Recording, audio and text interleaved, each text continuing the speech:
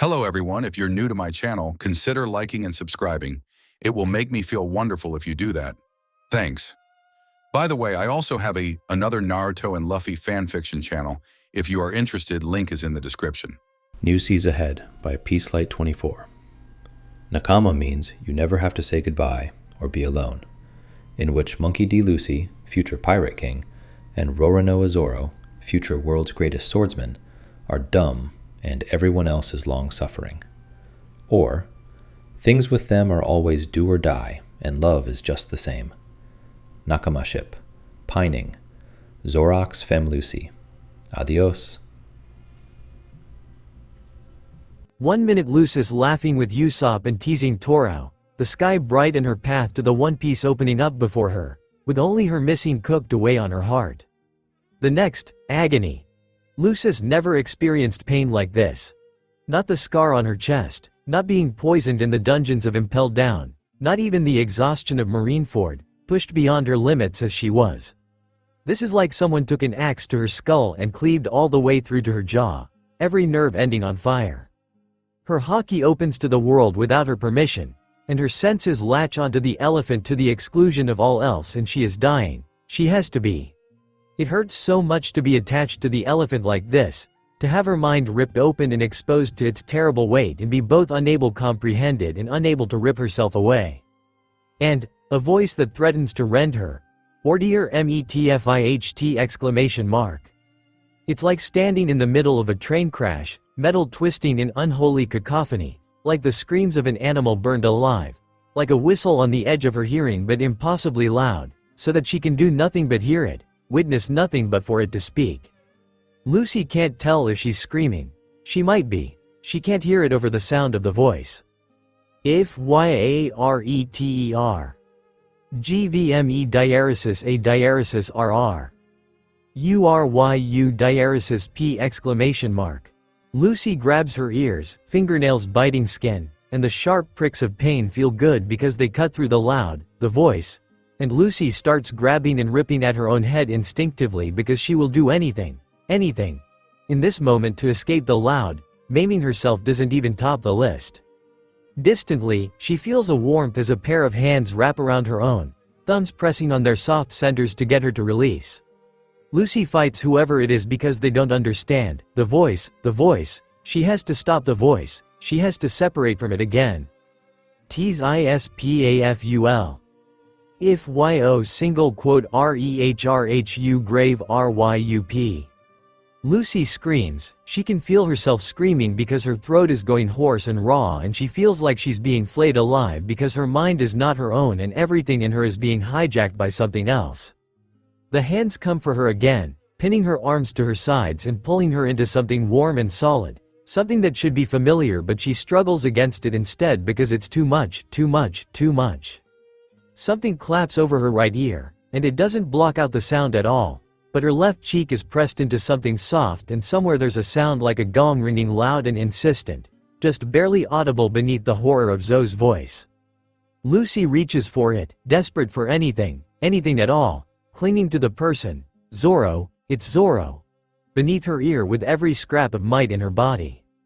Zoe's presence doesn't go away or retreat, but the gong of Zoro's heartbeat is comforting and steady and familiar, and Lucy finds herself blearily opening her eyes. She's on her knees, pulled halfway into Zoro's lap. He's got her pressed against him, one hand over her right ear and the other arm wrapped around her, tight despite her bracing against it. Zoro's calling for her, his voice low and soothing and firm. Lucy wants to answer him, she does, but she can't because Zoe. Lucy winces and hears herself whine, and she wants to withdraw, wants to pull back, but suddenly she's scared. What's happening to her crew? And reflexively she reaches for her haki, already opened up to the totality of Zoe, and pushes into it instead of away, and the pressure eases. The loudness of Zoe retreats to deafening instead of head-splitting. Lucy takes in a gasp of air through her mouth, her nose thick with blood. Zoro notices and calls her name, voice still calm but tinged with urgency. She tries to answer him, but all that comes out is a croaked, "Oh." Her throat feels raw and painful, and she realizes she had, in fact, been screaming. "Lucy," he breathes with some relief, his grip adjusting so he can pull her closer. "What?" Order me. Lucy hisses, the voice like salt in an open wound, and flinches into Zoro and the comforting, steady gong of his heartbeat. He strokes her hair, and the weight of his hand is centering. Lucy breathes out, eyes closed. She opens them as she breathes in and tries to make sense of the chaos she sees. The ground is tilting, the earth shaking and the trees falling into newly made buildings. Lucy's crew is doing their level best to protect everyone, but even they can't stop an earthquake right now. Torao hovers over Zoro's shoulder, keeping rubble away from civilians and the two of them. And beyond them, seen only with her haki, the samurai are gathered around the youngest of them, around Momo who is crying and asking who's yelling. Order me. Lucy grits her teeth and squeezes Zoro's arm. He frowns down at her, and she's sure she must look terrible with the gore from her bloody nose smeared all over her face, but he understands her request and complies. Standing is easier than it would be without Zoro's help, but it still makes her head spin. A long time ago I committed a crime. Zoro half carries her to Momo because her legs don't quite work and her balance is off and her head threatens to burst every time she even remotely relinquishes her haki. She gets to him eventually though, and the kid is terrified, weeping uncontrollably, but he doesn't look as bad off as she was a second ago. Lucy wipes away as much of the blood with her sleeve as she can, not wanting the kid to see. All I can do is walk. Lucy gets down on her knees in front of Momo and grabs the boy's shoulders. Thus, give me permission just this once. Lucy is a creature of instinct. Something about all of this is off. She and Momo shouldn't be the only ones to hear the voice. This is something different and new, something Momo was born with and she found, earned, discovered? She doesn't know, but her gut tells her she's hearing this conversation. She's not a part of it. If I fall, all of you will die.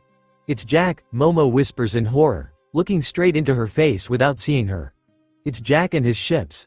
They're trying to kill Zoe. Omo, she croaks, it's you. He's talking to you. She's sure. She's sure. The elephant isn't speaking to her. Lucy isn't the one with the connection to this place. Momonosuke just looks at her, unseeing eyes blank. Order me. I am. Lucy shouts, her voice cracking. Zoro squeezes her shoulder. Give me permission, just once. Momo hesitates, takes a deep breath, and his screams are almost as loud as the elephant in Lucy's head. There's a moment where the only thing Lucy can sense is the rumbling of Zoe's deep, eternal voice, roiling like a subsonic timpani, and then satisfaction. Understood. Lucy just barely makes out the rising swing of Zoe's trunk as it blocks the horizon, and then a tidal crash as half the ocean seems to sweep the sky on the other side of the beast. All is quiet, and Lucy holds her breath. Then Zoe sways, and begins to walk again in an unsteady gait. The horrible loudness from before is gone, and the elephant burns against her senses, but it's manageable, somehow. It's still just as loud and unforgiving as it was when she first arrived, but it's like her senses have grown to accommodate it. Lucy just hopes she hasn't been deafened to anything less obnoxious than a 1,000-year-old elephant. Still, the relative quiet is nice. Lucy breathes out a sigh of relief, and smiles Momo. G'd work, she compliments. The kid smiles at her, equally tired and twice as shaken, and then seems to really focus on her before yelping in alarm. Lucy remembers the blood on her face and turns to Zoro, who's still half holding her up by the waist.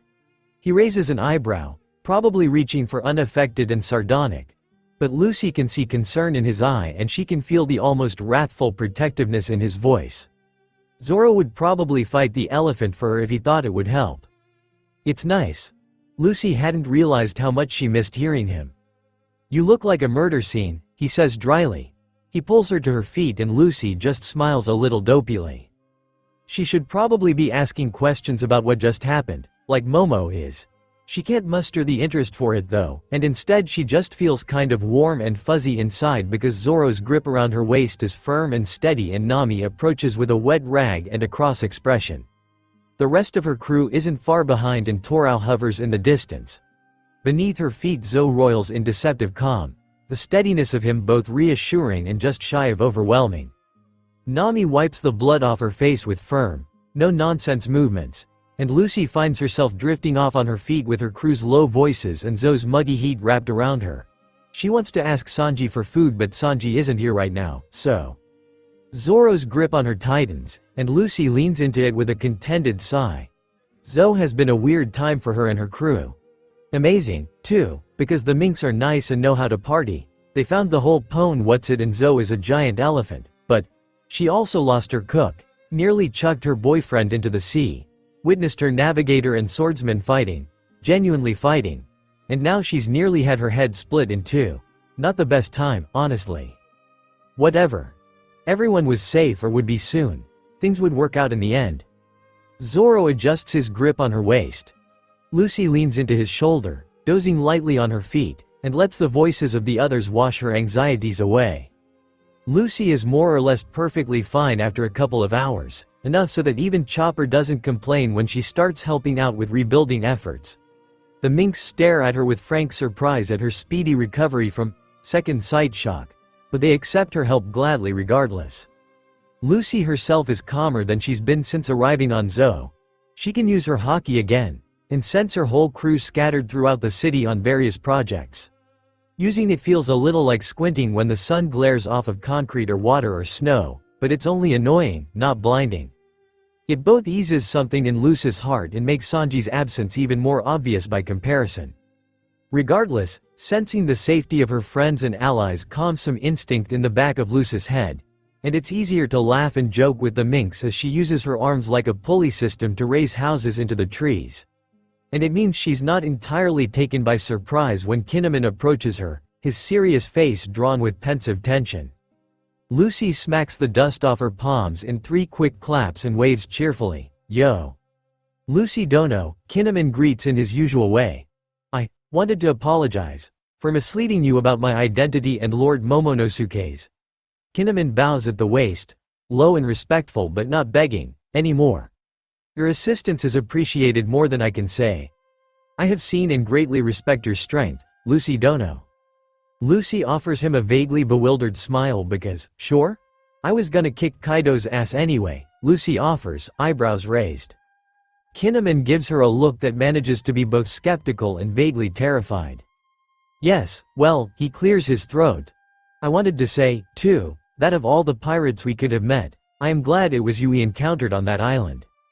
Kinemon's face softens, and Lucy blinks in surprise. "I had worried about what would happen to Lord Momonosuke in the aftermath of our battle with Kaido. But I shall not if you grant me one final favor, Lucy Dono." He bends over at the waist again and stays there, face to the ground. "If something should happen to us, to Raizo and Kanjuro and our other friends and I, please ensure Lord Momonosuke's life." Lucy frowns, staring at the back of Kinemon's head. "Nah."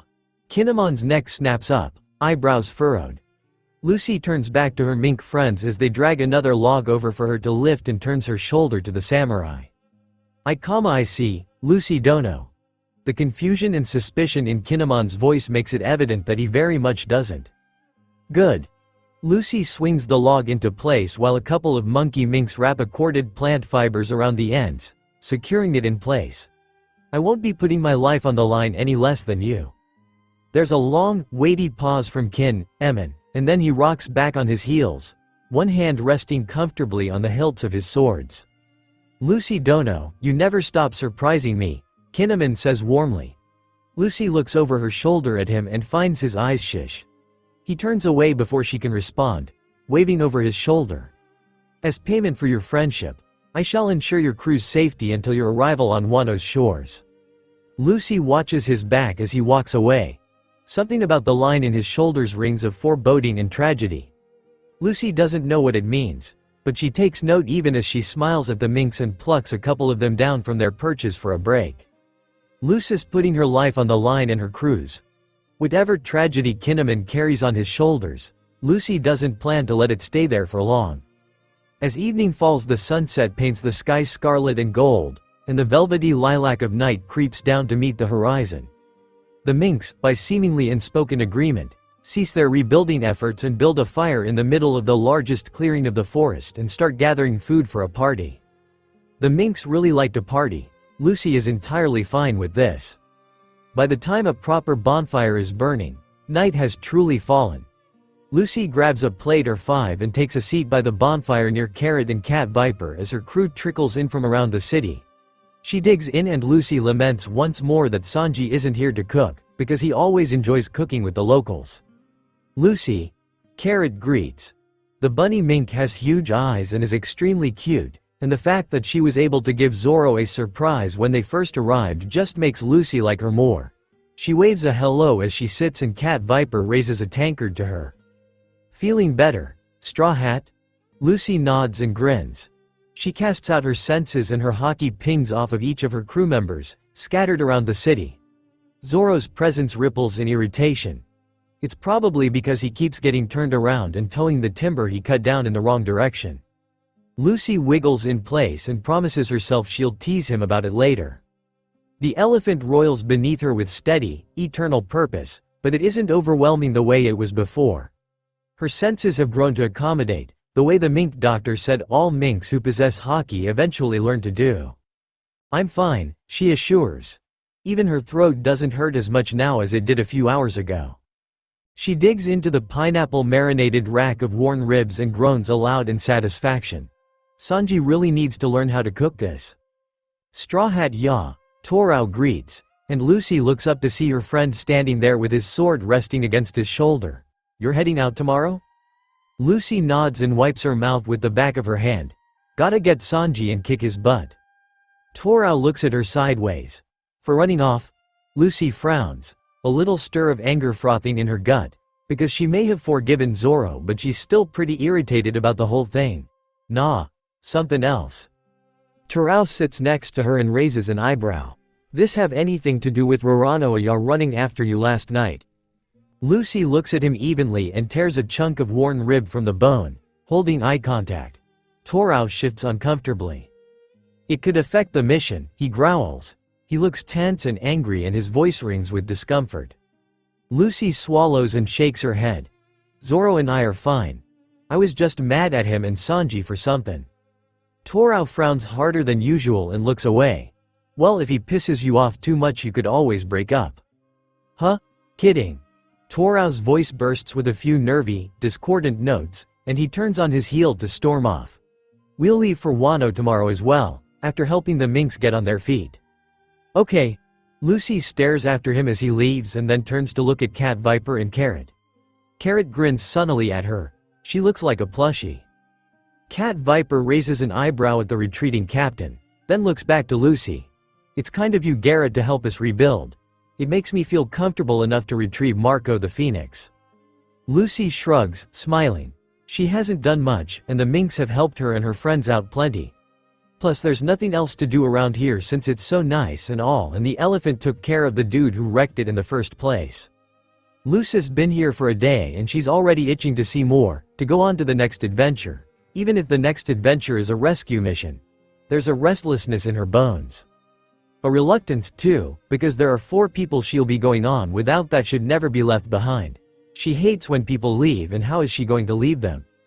Lucy. Lucy looks up to see Robin approaching, a soft smile curling on her face. Lucy rips into a leg of worn meat and waves. Robin sits next to her, a plate of her own in her hands. Ugara's archaeologist was especially helpful. Cat Viper booms. Lucy beams proudly at the praise, because yeah, Robin's awesome. What a crew to bring the dawn of this world. Robin pauses in her eating, a piece of fruit frozen halfway to her lips. Excuse me? Cat Viper ignores the question, just smiles beatifically at Carrot and asks, has anyone ever told you the story of our favorite adventurer? Carrot sits up and beams. Of course. She turns to Lucy and Robin and says, I can tell you if you want? Lucy shrugs. Robin nods slowly, her eyes still fixed on Cat Viper. Carrot wriggles in place and sets her plate aside to free her hands. Esh came to our city in the early days of its founding. Carrot's voice goes smooth and airy with practiced speech. She was quick and strong and a ruler of the seas, and such friends with the sky that she climbed to the crest of Zunesh's spine with naught but her hairless paws, as if born with wings. Carrot is seated so the huge bonfire behind her halos her form, her face in shadow and her hands dancing before the light. She came to our land to see what there was to see, and found among our people a rift. There was a child who both mink clans wished to claim, a child whose mother and father were each from different clans, and died for loving one another. Their child was gifted, and both great clans wished to lay claim to him, so that one might rule the other. Esh became friends with the child and found that he too wished to sail the seas. On the other side of the fire, Brook is perched on a barrel, strumming his guitar lightly, and a few happy chords dance through the air. The tune he plays is pleasant and easy, and Lucy feels the knots in her shoulders melt away at the sound. Our favorite adventurer took this friend under her care, and said, "This land is peaceful, but for him. I shall take him with me to sail the seas, and return him to you when he has grown in wisdom." We minks were nervous but respected the newcomer and her friends and said, "Return him to us when he has grown in knowledge and in strength, and we will hold you and yours forever in our debt." So our adventurer left, having seen our then new city, and the child who was ours became as hers and her lovers.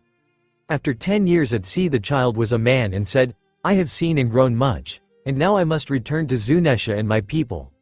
Our adventurer wept but honored her promise and the wisdom of her child, and brought the boy back to us as a man. When he came, our people saw that he was strong and wise and powerful, and argued again for their claims to him. But the man said, "Enough, you fight over rights to me, but I lay claim to each of you. For I have learned among the waves that both clans are of one people, and our strife is petty when we hold so many things in common. Today and tomorrow, all of Zunesha's children will be as one, and divisions among us will be forgotten." And he struck a tree with a great spear, and from that wound a greater tree than all the others grew until the great whale forest was formed, a monument to the unity of our people forevermore. And here Carrot's face became softer and sadder, the firelight glowing on the fine hairs of her cheeks. It is said that our Esh never saw her child again, that she gave him up at Zunesha's knees. It is for that sacrifice that we remember her. The mother of the fat was through her love and through her kindness and her willingness to raise a child of ours that our people found peace. We have not had true divisions amongst our people since the day Esh stepped forth across the world, breaking all taboos. Carrot looks up at Cat Viper and frowns at him, mildly reproachful. The larger mink waves her off. Personal rifts don't count, of course. His laugh booms over the campground, and Carrot's frown twitches up at the corners. And besides, no people stands completely unchanged for a millennium. But the clans ended long ago, and with them much violence. Then he looks to Robin, smiling warmly. "Just keep journeying on," Cat Viper tells Robin. "Ugera will find the dawn." Then Cat Viper stands to make his way over to the buffet. Carrot follows a few steps behind him and gives a cheery wave. Lucy nearly bites her own finger off when she stuffs a bread roll in her face to wave goodbye. Robin stares at the forest floor, and has ceased eating entirely. Lucy is about to ask what's bothering her, but then Zoro sits down on her left with a tankard of mink wine in both fists and no food. Lucy, being an extremely generous captain girlfriend, stuffs a grilled fish in his face. Zoro glares at her indignantly but swallows and allows her to take a sip of his drink. "What did I miss?" Zoro asks, still chewing, and Lucy shrugs. "Torao said you guys would leave tomorrow too. He wants to help out more," she tells him. Zoro hums and slings an arm around Lucy's shoulders. She leans into his side and gets comfortable. There's a warmth deep in her belly, comfortable and affirming, and it reminds her of the bonfire at the center of camp, steady and bright and as constant as it is warm. She wishes Sanji were here. She wishes he didn't go off by himself. Sanji knows better than that. Even if he does have a weird plan or whatever, so why? In the distance, Lucy hears Brook agree to take requests, and soon people are gathering around to get their favorite sea shanties sung. When I think of him like that, it makes my heart twinge. "Shaping up to be a good party," Frankie calls, and he sits heavily on the log next to Zoro. The sudden weight of him raises Robin's end of the log they all sit on. Zoro slips and Lucy falls into him more heavily. Robin, with her usual inexplicable grace, doesn't move an inch and remains perfectly balanced even as her end of the log hovers a meter in the air. Across from her, Usopp sits on the log. Carrot and Cat Viper vacated. Nami settles down in front of Brook, singing along with Wanda, a tankard of mink wine in her hands. Chopper is weaving through the party, checking up on patients around the campsite, and Lucy watches him with pride stinging her chest. Her doctor is the best. Her crew is the best. Goddamn them all. I was told we'd cruise the seas for treasure and gold. We'd fire no guns, shed no tears, and for all the joy and all the revelry around the campfire, for all the heady spirit of the minx and the jokes her crew keeps cracking, there's still an undercurrent of tension among them, a missing voice throwing them off balance. Lucy's going to fix it. She's going to bring him back, or at least make sure he really wants to go. Then the food will be perfect and there won't be anyone offering Nami strawberries when there are tangerines right next to them.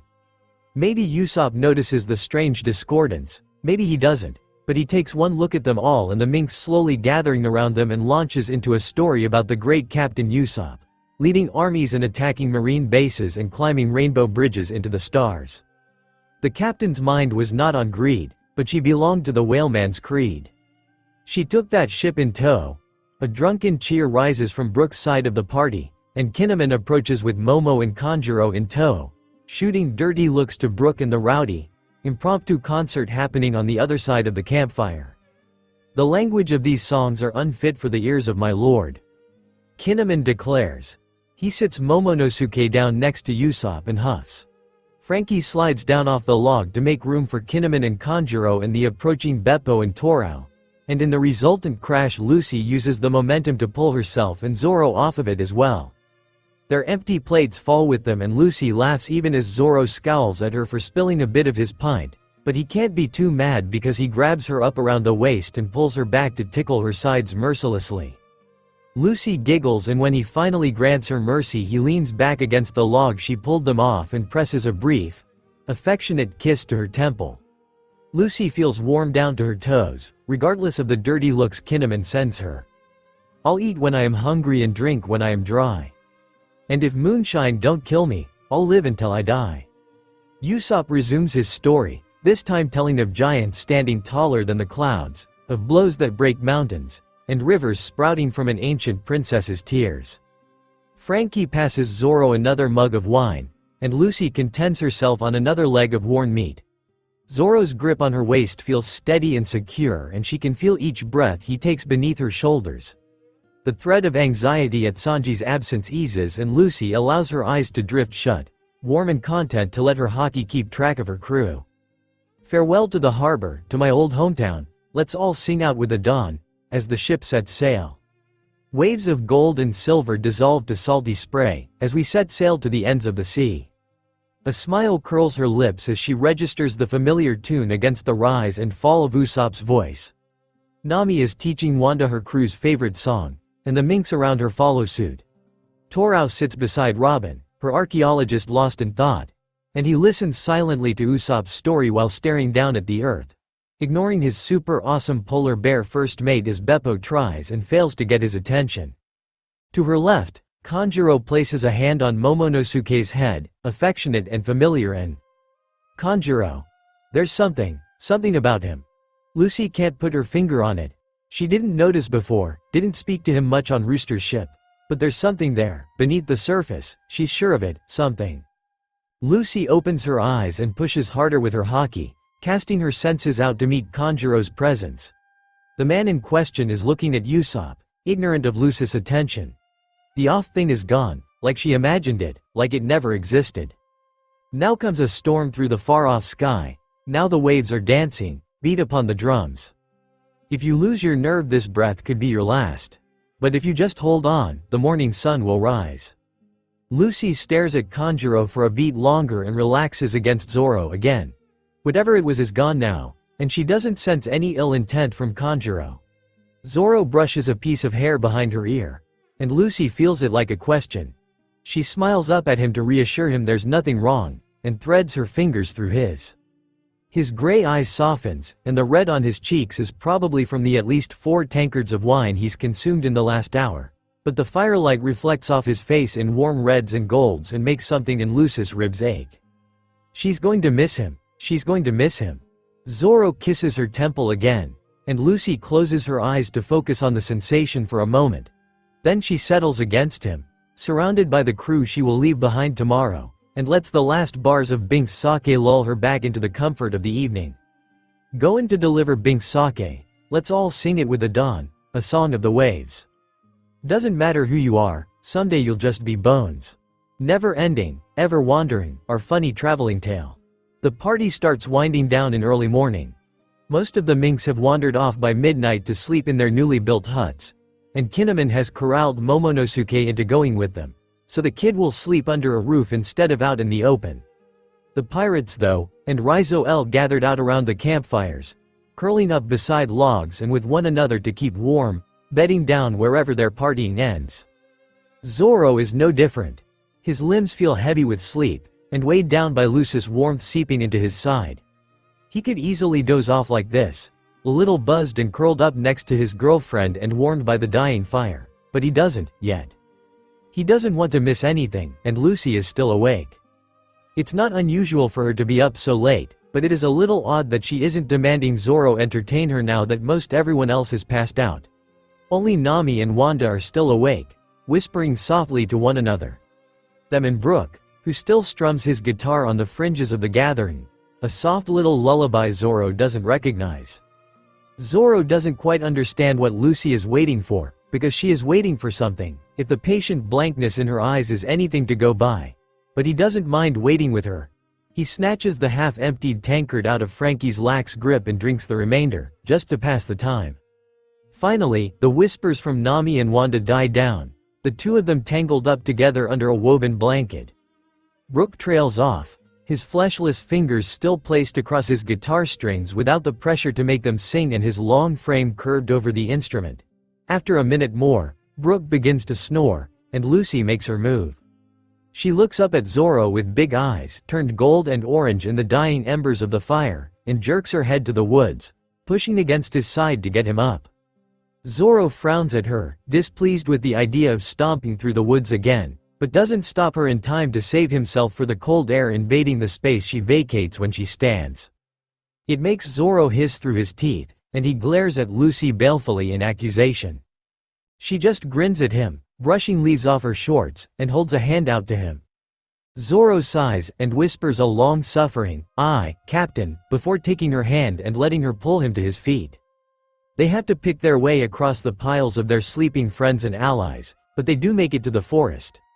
Zo's jungle smells vaguely of salt water brine and vegetal rot, and it grows more overpowering the thicker the tree trunks grow. At his side, Lucy swings their clasped hands back and forth, cheerful as hell, and Zoro soaks in the image of her. "Where are we goin'?" he asks eventually, when they're away from the camp, and Lucy shrugs her shoulders, the motion traveling all the way to their hands to disrupt her swing. Zoro accepts the answer and focuses instead on the way she travels easily over the uneven ground, the curiosity and excitement in her eyes as she spots a different winding trail and drags him deeper into the heart of the forest. The soft spot in his chest aches a little when she coos over a funny-looking flower she likes, pointing it out to him with enthusiasm. He pushes the ache down, a little annoyed at himself. Dread is pointless. They continue like that for a while, Zoro content to let Lucy lead the way as they trek through the forest, enjoying the privacy of their walk, before they break into a clearing. It slopes down, away from the elephant's spine, and the sea is visible beyond the lower treetops, a blackness deeper than the velvet sky. Above them the moon hangs fat and waning, reflecting in silver crescents across the tops of the distant waves. It's a familiar clearing. It's the one they woke up in this morning, and where they. Zoro turns to Lucy, one eyebrow raised and fighting not to grin into his joke. "What, no drinks first?" Lucy snorts and surprises him by flushing at the innuendo. But then she looks up at him with hopeful eyes, and squeezes his hand, and it's him who's suddenly on the back foot. "Dance with me." Lucy's eyes are darker and fuller than the whole of the sea beneath Zo's feet. Zoro's got no way to refuse when she asks like that. There's no music, he points out, but he pulls her into his space regardless, so that his free hand rests on her hip. The heat of her under his calluses burns him in the best of ways, and Lucy's fingers twisting into the hair at his nape is equally distracting. Zoro still doesn't know how to dance, but it isn't like Lucy knows either. They turn by unspoken agreement in a slow, swaying shuffle on the spot. Lucy begins to hum, pitchy and scattered, but she stays quiet enough to avoid disturbing the forest. At first it sounds like a very bad rendition of Bink's Sake, but then it shifts into something else, something rhythmless and a little haunting. It's familiar like a faded memory, like something that's been forgotten for longer than he knew it. It makes something twinge deep in his chest, in the soft spot next to her in his heart, and he has to stifle the impulse to clutch Lucy closer to him, to demand she let him follow her. Zoro shoves down the urge, irritated with himself. He does squeeze her hip once, his fingers tangling in the knots of her skirt, but he doesn't ask her to stop humming. Lucy leans her cheek to his chest and sighs contentedly. Zoro can feel the smile pressed against him, the easy warmth of her. It goes on for a while like that, Lucy humming the strange, tuneless song, Zoro turning them in a simple circle. But when the moon drops another few degrees in the sky, Lucy begins to shiver, her teeth chattering through her humming. She's been so sensitive to the cold. Zoro will have to remind Nami to make sure she's warm. It's not usually hard to live in the moment, for him, it is tonight. Zoro stops their slow shuffling to pull the top of his robe out of his haramaki. Lucy stares at him with her head cocked to the side and an eyebrow raised, but he's pretty sure she gets it when he shoves the top half of his robe over her head. Lucy squawks at the unexpected manhandling, but when her head pops through the collar and her hands peek out from the overlong sleeves, she looks a little stunned and a lot touched, if the softness of her expression is anything to go by. She opens her mouth to speak and she manages to call his name, but Zoro can't really stand the way she's looking at him, like he just punched her in the solar plexus, her eyes shining a little wetly, and so he turns her around to face the log at the center of the clearing and Frog marches her over to it, her face away from him so he doesn't get drawn into whatever she's feeling. Parting is hard enough. He won't manage to stay in this moment if Lucy doesn't. When he gets to the log in question, the same one they slept next to last night, he pulls Lucy down on top of him, maybe a little rougher than he normally would be. She lands in a heap in his lap, and has to shift around a bit to be comfortable, but the adjusting gives them both time to compose themselves. If the way Lucy hides her face in his neck for a few minutes is any indication, she appreciates it. Zoro just slots his chin over her head and waits, running his hands along her back in an attempt to keep her warm. After a moment, Lucy shifts, her face exposed to the night again, and her breathing relaxed.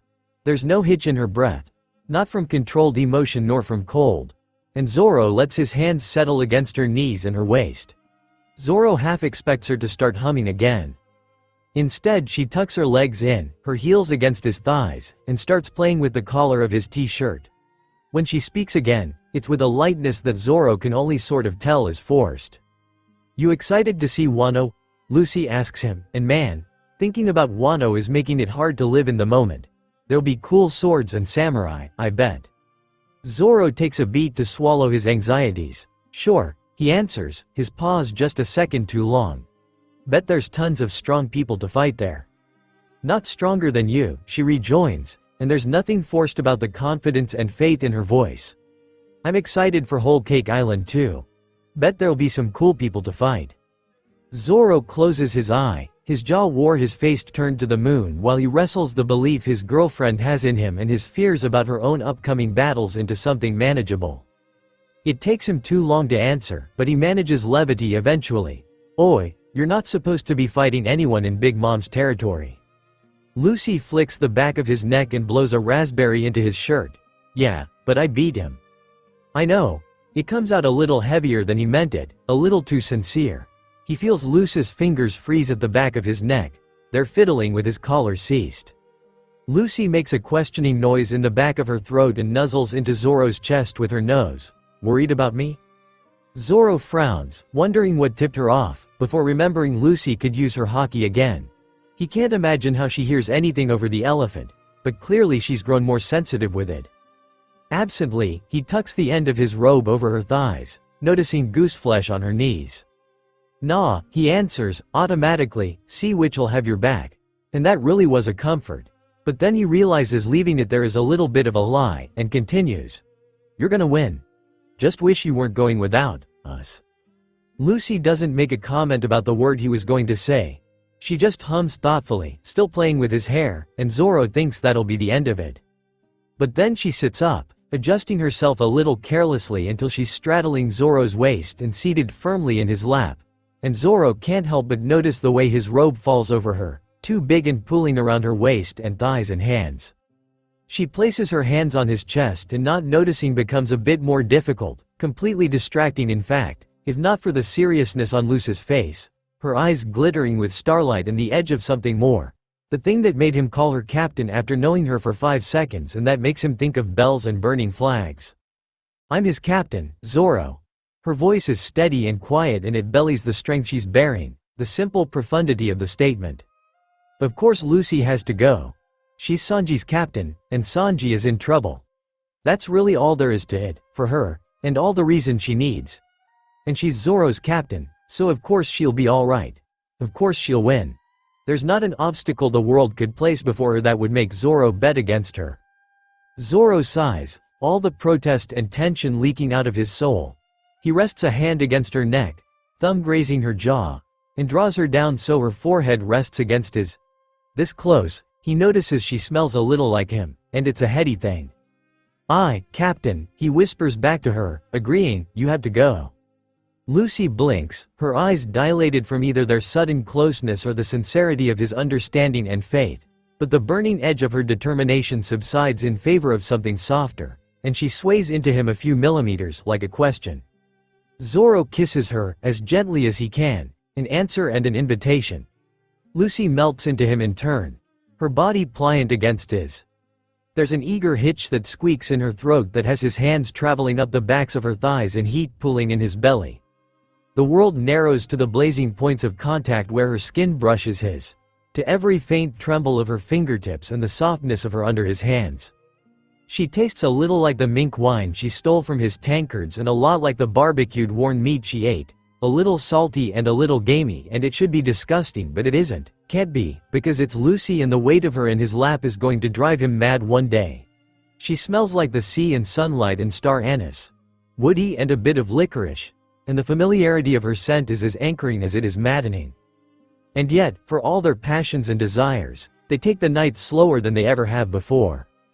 Zoro takes the lead, and he's surprised when Lucy lets him because he can feel her impatience in the way she squirms beneath him and pulls at the roots of his hair and the desperate way she breathes his name.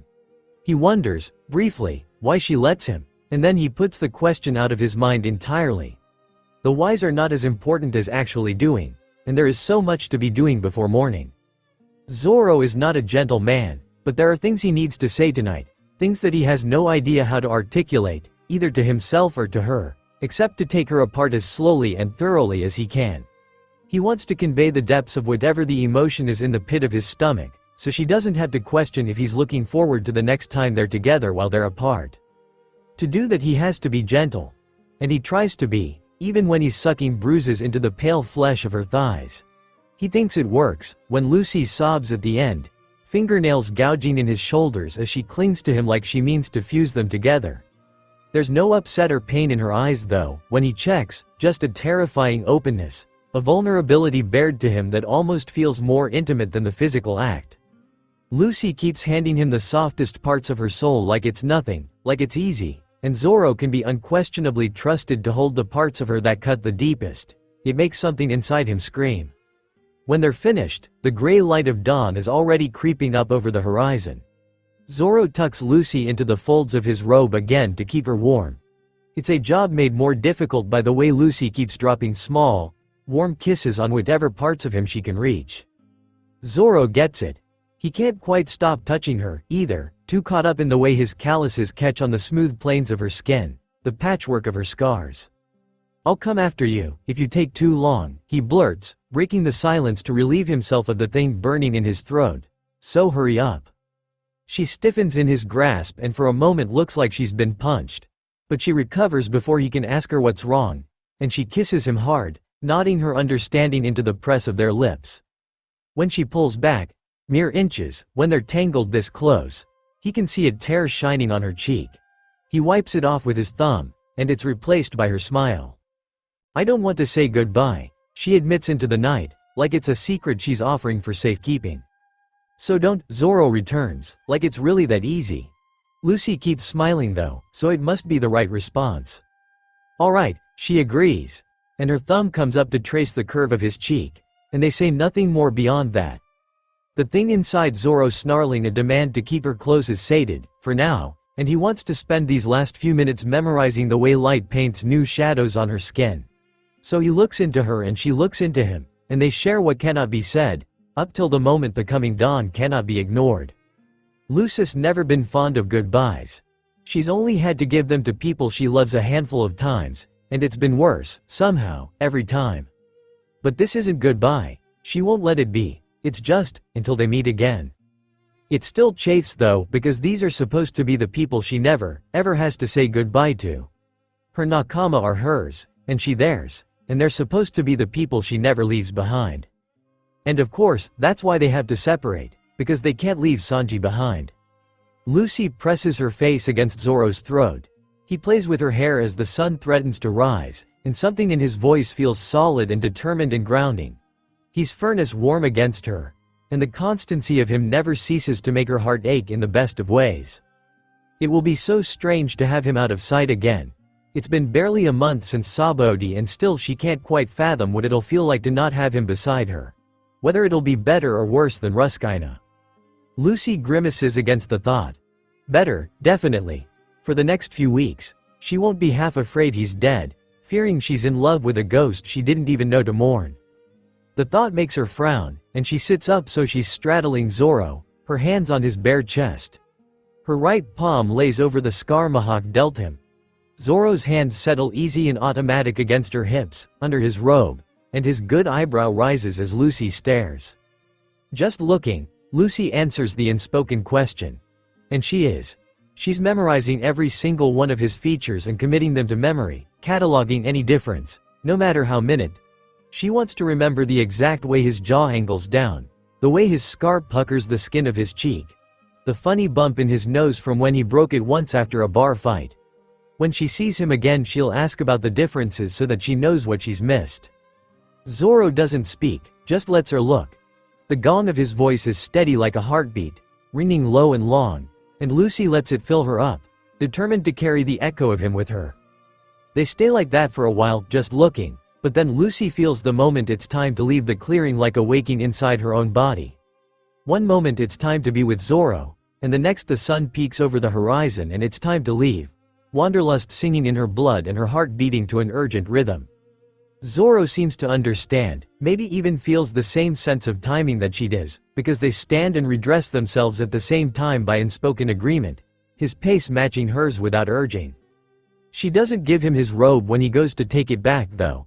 Instead she just tucks it tighter around her shoulders, glaring mulishly. "I'm still cold," she insists, when he raises one eyebrow. The corners of his mouth twitch up but he doesn't say anything about it, just takes her hand and starts leading her out of the clearing. He must not mind though, because he doesn't even complain when she corrects their course back toward the campground where all the stuff they'll need on the ship was stored last night. It's a nice walk. Zoro's steadiness is soothing in the quiet of the morning, uninterrupted by speech. But Lucy feels her impatience building. She doesn't want to linger any longer. Can't stand the thought of being here and waiting to part. When they arrive back at camp, Zoro squeezes her hand once, kisses her temple, and wanders over to Brook and Chopper as they struggle to raise a new hut wall. Her crew will be parted again, split down the middle. It's fine though, this time. It's intentional, and they pick their own groups. They have tasks they're going to complete. They'll all be together soon.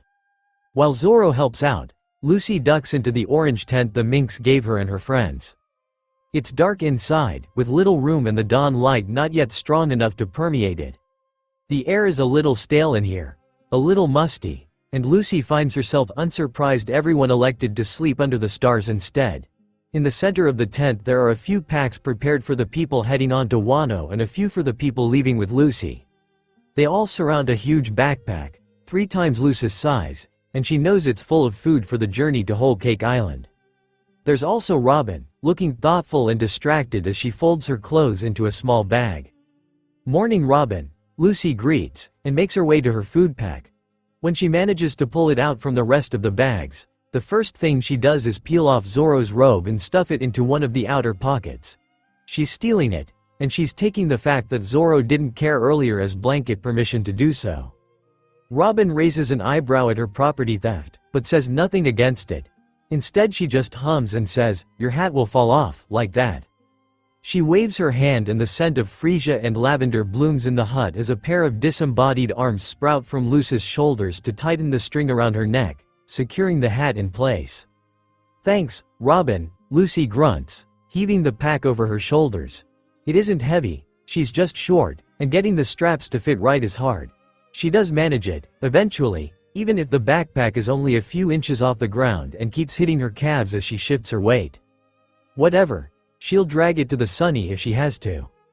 Robin ignores her while she struggles, still silently folding the same blouse she was working on when Lucy walked in. Lucy gets the sense Robin is working through something herself, and the thought makes her frown. "Are you coming to see us off?" Lucy asks, mostly wondering if she should give Robin her goodbye hug now. Maybe Robin is upset about the crew splitting up too? Robin was the last, on Saboti. She watched everyone but Lucy fly away. "Yes," Robin answers after a beat, still distracted. Her voice is filled with half-melodies, unfinished thoughts, questions without answers. Lucy frowns, feels impatience to get a move on and the need to know what's going on with her crew war in her gut, and plunks down in front of Robin, oversized food pack and all. She doesn't speak, and it takes Robin a few seconds to notice her. When she does, Robin's eyes go from distant to soft with fondness, and the shirt she was folding and refolding finally makes it into her bag. Then she turns to Lucy, hands pressed together carefully in her lap. "Lucy, do you remember the story Carrot told us yesterday?"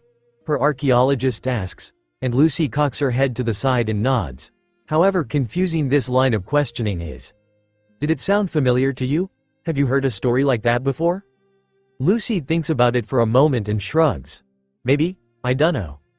Robin nods slowly, like she expected the answer. "Lucy," she starts. Then stops again. "Lucy, do you know what another name for the tale of Orla is?" Lucy frowns, not following. What was with Robin in that book? No. "It's called the Book of the Dawn, in some cultures," Robin says breathlessly, her voice coming a little too quickly for her normal cadence. Lucy watches the excitement on her face without understanding. "Lucy, if you hear anyone say something about the dawn, or the beginning of a new era, try to remember it. Tell me on Wano."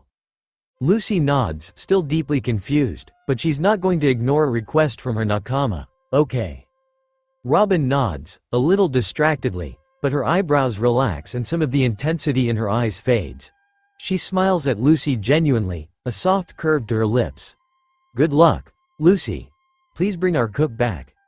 Lucy smiles fondly, still a little confused but confident in Robin's ability to handle herself and her own curiosity. "I'll see you on Wano." Lucy gives her a quick hug before exiting the hut. If Robin comes to see them off, there'll be no harm in giving her a second one then. Robin accepts the hug graciously, and Lucy feels her fondness even though she doesn't return the gesture. Lucy is just glad Robin leans into the hug rather than stiffen in place. It takes some finagling to make it through the tent doorway without bringing the whole thing down, stupid food pack, but she manages it with a little help from Robin and a lot of irritation. She notes immediately that Zoro, Chopper, and Brook have moved on from their rebuilding efforts, and have left the camp entirely. She casts her haki out, ignoring the brilliance of Zunesha, and seeks out their voices. Something in her stomach swoops when she notes they're trekking toward the gates, where the Sunny is docked. Lucy thinks it might be anticipation. But her haki catches the voice of someone else as well, and she turns just in time to see Usopp before he throws his arm around her. Nerves and good cheer permeate his voice, and it has Lucy smiling too, because Usopp has always been more than he thinks he is, and Lucy's often reminded of that when her own nerves make themselves known. Heading to the gates? She asks, and Usopp nods, so she starts off on the short walk with her friend at her side. The jungle looks faintly golden in the new light, and wee ruins of the city. Lucy notes the way the stones seem to glow, like the early morning has turned the sandstone to translucent amber. "You'll tell me some good stories when I get to Wano, right?" she demands, but she's smiling and Usopp is smiling too. "I will," he promises, and he means it. "Good," she says, and then tilts her head to the side, considering whether or not she should say this next bit. "You should have Zoro teach you what he can about haki," she decides. "It was better to have the skill than not. And you should have the minx show you guys how to use it around Zunesha before you leave."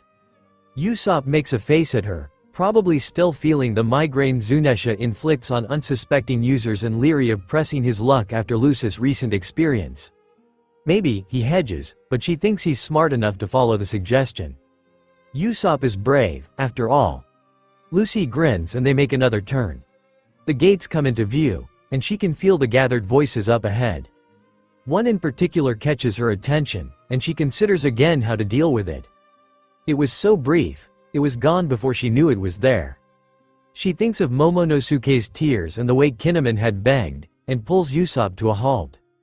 Her sniper turns to her, questioning, and maybe a little concerned at her hesitation, and then a little startled by whatever the expression is on her face. "Keep an eye on Kanjuro," she orders, and she keeps her voice low and quiet so that no one can overhear. "And don't tip him off." Usopp's eyes flash with confusion and not a little discomfort, but he frowns and nods and doesn't object to the order. He might not be very good at using his haki yet, but she's pretty sure Usopp's is like hers, fueled by emotion and empathy. If anyone has any chance of catching whatever it is Lucy sensed last night, it's him. She smiles, and it must be as encouraging as she means it to be, because Usopp's voice rings with pride as she gives him a light shove toward the gate. The swooping thing in her gut intensifies. Lucy thinks it might be dread. When they exit the city, the whole of the ocean is spread out before them, painted in violet and gold and umber in the aging sunrise. The air smells of salt and the freshness of the wind, and that alive thing in Lucy ignites with her need to be setting off. To their right, her friends and allies gather, and Lucy basks in the jittery atmosphere. Momo spots her first and waves hesitantly, before glancing up at Kinemon for permission to run to her. The older samurai doesn't notice, and Momo fidgets in place for a moment before apparently deciding to stay put. It's not hard to tell why, when he has a gaggle of straw hats to contend with for Lucy's attention. "Oi, Aneki," Frankie calls, and with his long legs he's the one who reaches her first. He exudes the cheer of the very well-rested, which Lucy can admit she's a little jealous of.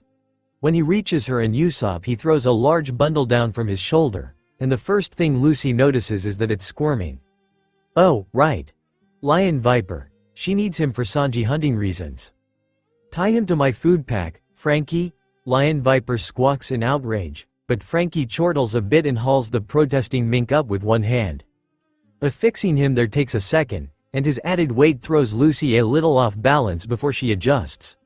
When she turns back around, she notices Usopp has joined the crowd of straw hats, and Robin has melted into their presence with a soft smile on her face as she listens to Nami complain about having to sail without her there to keep her sane. Zoro has his back to her and Frankie, but something tells her his attention isn't on the conversation in front of him. Lucy turns back to her cyborg, who's still fiddling with Lion Viper's straps, trying to make them stay better. Lucy feels something fond melt in her chest. Her crew is so good. "Frankie," she starts, and then waits to get his attention. "Frankie, thanks for the other day." Her shipwright doesn't even stop his fiddling, or even look down at her to accept her gratitude. He does snort though, to acknowledge he heard. "Ah, it would have worked out eventually. Just wanted to help it along, is all. I would have left everyone all alone," Lucy says bluntly, and that does get his attention. "You brought me back. Thank you, Frankie." Frankie stares at her for a moment, and then goes back to fiddling with the straps. She thinks he might be flushing, and there's an odd note of bashfulness in his voice that Lucy can't recall ever hearing before. "Well, you know. It took 2 years for Girly to get you knuckleheads together. She'll have my head if I let you run off." Lucy's heart swells, and she grins. "I'm still gonna kick Sanji's ass." Frankie laughs hard, and steps away from his handiwork so he can look at her better. "Oh, definitely. Cook bro's got it comin'." Then he beams down at her, every one of his reconstructed teeth on display. "Be careful with my ship, Captain." "My ship," she teases, and he chuckles because they both know it's their ship, all of theirs. "Take care, Aneki," Frankie offers by way of parting, and then he claps her firmly on the shoulder and uses the motion to pass her on to her next parting while he joins the rest of her crew in the gaggle of minks and samurai a few paces away. Zoro isn't exactly waiting for her, so much as waiting for her to be finished. He takes her hand in his as soon as she's within range. When she looks up at him, there's nothing but calm and pride in his eye, and even his voice is filled with the unbothered ring of Zoro's gong-like heart, echoing in familiar truth across her senses. When he notices her staring, he smirks down at her in a self-satisfied way that makes her heart stutter. Ah, it wasn't fair that he could do that. Lucy shoves down the butterflies and leans around him so she can wave to the minks, the samurai, and Torao and his crew. "We'll be going soon," she calls, because she knows she's not going to want to stick around after this. The ache in her blood won't let her. "We'll see you on Wano." The minks and samurai and pirates detangle themselves from her waiting crew members, the ones coming with her to retrieve her cook. Lucy turns her attention back to her swordsman. She's steeling herself to leave Zoro behind, the last person on this earth she wants to be away from for any length of time. They don't have much longer. Lucy refuses to linger and wait for fear to ruin this leg of her journey. Besides, the wind is calling her and the crashing of the waves has always meant freedom, and Lucy will never, ever be able to resist their song. "I'll see you soon," she promises, any doubt in her heart smothered when she thinks of Sanji's nearly misspelled name. "Don't fight anyone cool until I get to Wano." "Aye, Captain," Zoro agrees, smirking. He looks down at her with a warmth in his eye that takes Lucy's breath away because it's too intimate, too honest, and her heart is going to explode if he doesn't stop smiling like that. He squeezes her hands, his thumb pressing against the scar Kitetsu left, and she wonders again at the thought that she has someone who will chase her down, now. Who will notice the instant she's not where she's supposed to be. Nakama are people she's not supposed to leave behind. She didn't think about it the other way around. She forgets, sometimes, that her crew loves her as much as she loves them. That they won't tolerate her lack of presence in their lives as much as the reverse is true. It's easier to remember, with Zoro, but it still catches her heart in the chest sometimes, right where all her aches hurt the most. The thing in her stomach climbs to her throat, and this time she knows it must be love. "Don't do anything stupid," she orders, grinning. "I know that might be hard, but..." "Oi, I should be saying that to you." Lucy laughs, and ignores the protests from Lion Viper when he complains again about being tied to her back. It's time, nearly. Lucy can feel it building in her fingertips. Zoro's earrings glint in the red gold light. FTER than usual, more open. Lucy wonders if he's trying to project his faith in her, and the thought chokes her up. There's no need for him to try so hard. She can feel it ringing out from him all the way to her toes. "Ah, I'm lucky, aren't I?" she says more than asks. Zoro raises an eyebrow and she's amused to see a flush start to bloom on his face, because she meant more. "Well, I have the best crew." "Oh," Zoro replies aloud, a little dumbstruck by the realization she wasn't just baldly flirting with him, which, admittedly, did sound like her. She should take note of that reaction for the future. And then he nods in agreement. "Well, I'm not surprised," he expounds, still a little flustered. "It's not like you gave any of us much choice," he continues quickly, trying to recover. That's true." Lucy agrees guiltlessly. He rolls his eye at her shamelessness. "At least you're a good captain," he says it with an air of long-suffering, but there's too much pride in his voice for it to be a lie, too much rock-solid certainty making up the core of him. And now it's Lucy's turn to be dumbstruck by his honesty, because she's not sure he's ever said it that plainly before, and she knew he thought that, she knew her crew believed it, but to hear it is. Lucy sucks in a breath and all she can do is stare for one beat, then two. She can't breathe, she swears she can't. Zoro flushes deeper, maybe stunned by his own honesty and fluster, and he tries to recover by saying, "You know, for a dumbass." But Lucy cuts him off by grabbing his shirt with both fists and drags him down to be kissed. She's not shy about it, heedless of the probably numerous onlookers and the wolf whistles of her crew. There is so much she wants to say to him in this moment, so much she wishes she could voice, but their time is short and the sun has nearly risen and there's a mink tied to her back, but she still pushes every last ounce of passion and ageless desire she has into his lips, desperate to make him understand what that meant to her. This is the thing she was waiting for, before she left. This was the last thing holding her in place, and she didn't know she'd even wanted it. The assurance that there are no regrets. When she pulls back, it's been too long for being in public and not long enough to sat her own desire. And Zoro is red in the face. He blinks twice, then glares at her for being so physical in front of their friends. Lucy doesn't know how to explain that she couldn't help it except to say, "I love you." She says it breathlessly and honestly and doesn't whisper it at all. "I really, really love you, and I stole your robe." Zoro goes impossibly redder and tries to form a response. She doesn't give him the time, just releases his shirt and sprints for the edge of the elephant with Lion Viper on her back and the dawning horror on her crew's faces as she rushes them all, arms sweeping out to extend around them and Pedro. She twists in midair, and all of the people she grabbed twist with her, screaming bloody murder to every deity they know. "See you in Wano," she shouts, and her last view of her crew and her friends is her nakama laughing themselves to tears while Frankie and Usopp slap Zoro on the back, and her swordsman hides his bright red face behind his hand. Lucy mourns that she won't get to commit his expression to memory, but she's laughing too hard to mind much. The glimpse of her loved ones lasts only a moment, then she's swallowed by the sky, by the endless gold of the sun and the bright indigo well of the waking sea. The screams of Nami and Lion Viper and Chopper and Brook sing her all the way down, the wind catching her laughter and her ecstatic joy for the future opening up before her, the horizon infinite, expansive, unknown. Whatever anchors she holds dear, whatever obstacles before her, she has the faith of her crew to carry her forward. She doesn't need anything else to seize all their dreams, and as she plummets with her loved ones in her arms, she knows a truth so intimate it transcends all others. Monkey D. Lucy has a title to claim, and there is nothing but the breadth of the sea standing in her way.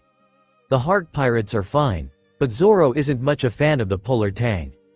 It's not small by any means, but it is cramped and claustrophobic in a way the Sunny isn't. Sometimes Zoro feels like the dinghy had more room. The halls are an artery through the ship, with doors branching to different chambers and areas. All of the Straw Hats are camped out in one of the larger bedrooms to save space, which means all four of them are pretty much sleeping on top of each other. Of the common areas, there's a surgical theater, a galley, and the helm. Something about the Polar Tang feels vaguely off, when he compares it to the Sunny, like there are eyes on him everywhere he goes, watching. Only Usopp feels similarly about that when he asks. Zoro is antsy. There's just not enough space to move, let alone train like he wants to. They surface for air once a day, and Zoro takes every available opportunity to go outside and feel the sun on his face. He's so desperate for space he times his damn naps to it, and he practices as much as he can in the hour-long surfacing breaks. Robin spends her time on the submarine speaking with the samurai to learn more about Wano and its culture. Frankie disappears for days at a time with Law's mechanics, apparently fascinated with the inner workings of the ship despite having built one himself. Most of Zoro's time on the submarine is spent teaching Usopp and Law observation hockey, per Lucy's request. "I'm really not the best option," he grumbles to Usopp when he mentions it, and it's true, but Lucy asks so he'll do his best. It makes sense for them to try, with a long and probably uneventful voyage ahead and not much else to focus on. It still doesn't mean it goes particularly well. Just, like, reach for it, Zoro instructs Usopp. How does that make any sense? Usopp complains, and then tries anyways. Law is less difficult to work with, mostly because he just sits Zoro down and asks a bunch of questions about observation hockey and how it works that Zoro probably answers incorrectly, and then figures out how to awaken it himself.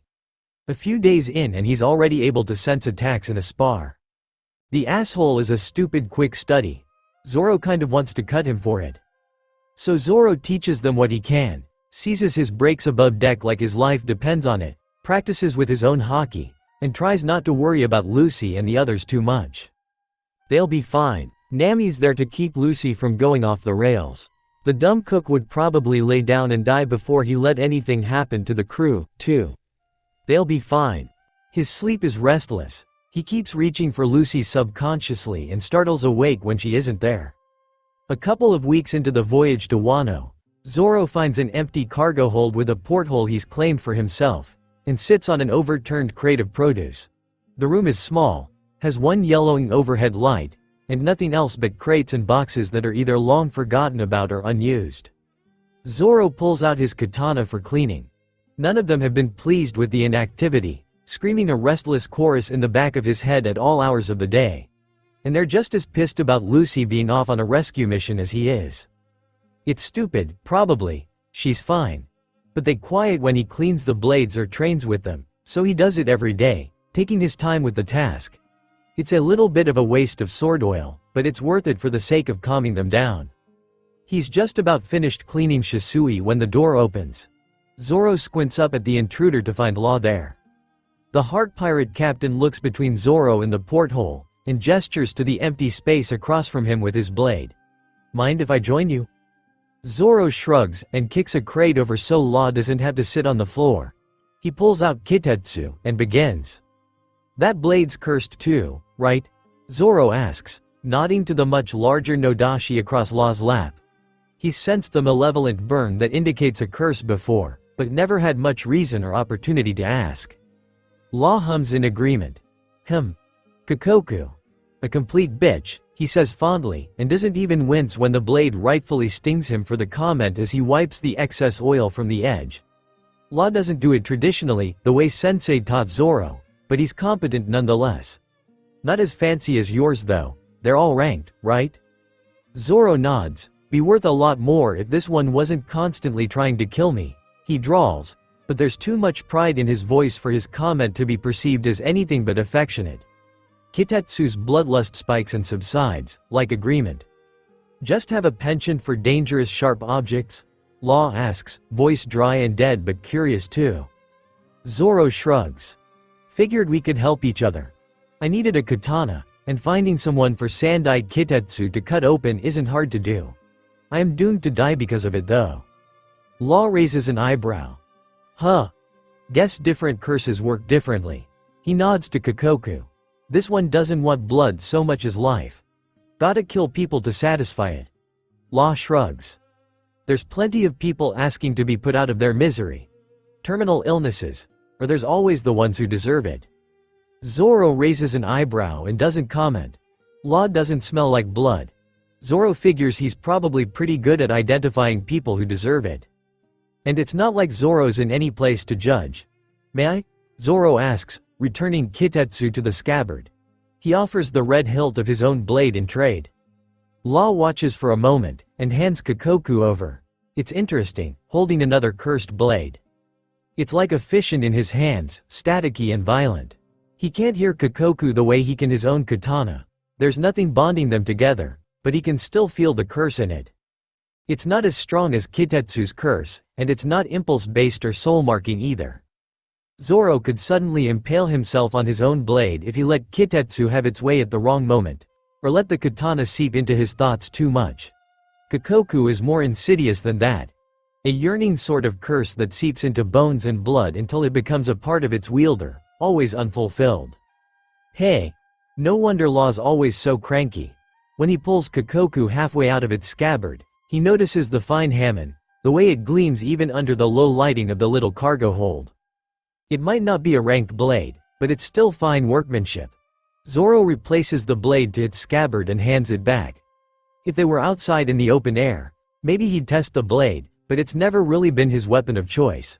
Sensei would probably laugh at Zoro for trying. For his part, Law has a raised eyebrow and is looking intently at Kitetsu's hamon, the fractured whorls and brilliant blue of it, and he closes it without a word. Zoro can kind of tell he's impressed anyway. He lays Kitetsu across his lap, thinking of meditating later. There's only so much he can do while on the sub, and meditating at least connects him with his katana more. Makes it so the time passes quicker. How far is it from Whole Cake Island to Wano? Zoro asks, and Law shrugs. Couple of weeks, I think. Law answers absently. He taps Kikoku's hilt with the ring on his thumb absent-mindedly, staring out at the porthole. They're probably just approaching her territory now from Zo. Maybe a couple more days if the weather was against them. Great. He gets to be even more worried now. Do you have news coups here? He asks, and Law gives him a flat look. They'll be fine, he insists, and Zoro raises an eyebrow. I just want to know the details of the inevitable explosions. Law squints at him. Isn't this supposed to be a quick infiltration mission? Yeah, but it's Lucy. And there's no way in hell she leaves Big Mom's territory without shaking something up. Law looks a little poleaxed as he comes to a similar realization, right. They'll be fine. Lucy's too stubborn to die, and Chopper's with her, they'll be fine. I guess it makes sense to be nervous. Law adds softly, looking out the evening very distant in his expression. The woman you love is off to a dangerous place. Zoro frowns at him. It's not that. Law raises an eyebrow, but doesn't look at him. Oh. Lucy will win any fight she's in, Zoro explains. She'll be fine. So will the others, because they'll have each other's backs. The problem isn't Lucy doing something dangerous. He may as well ask the sun not to shine. The problem is that Lucy's doing something dangerous without him there to watch her back, and it kills him, a little bit. His place is at her side. Law finally looks at him, a strange expression on his face. He doesn't say anything, but Zoro thinks he gets it anyway. Zoro drums his fingers on Kitetsu's hilt, anxious energy spooling out. He wishes he had his damn weights. Let's spar next break, Zoro suggests. He thinks it might be the next best thing. I want to see what it's like to go against another cursed blade. Law's stare glints with cunning, and then he smirks. You're on, Roranoa. Bring it, Trafalgar. Zoro turns to the porthole again, staring into the deep black blue of the new world. They'll be fine. They'll be fine. In his palm, Kitetsu hums a song of blood and violence, and Zoro tries not to take it as an omen. Lucy is in trouble. Well, sort of. Lucy is in trouble, but she contests the status. You almost murdered us all. Nami's voice is high and colored with stress. Lucy pouts. I didn't do anything though. Lucy is very certain about this point. Everyone's fine. You, almost, murdered, us. Nami screeches.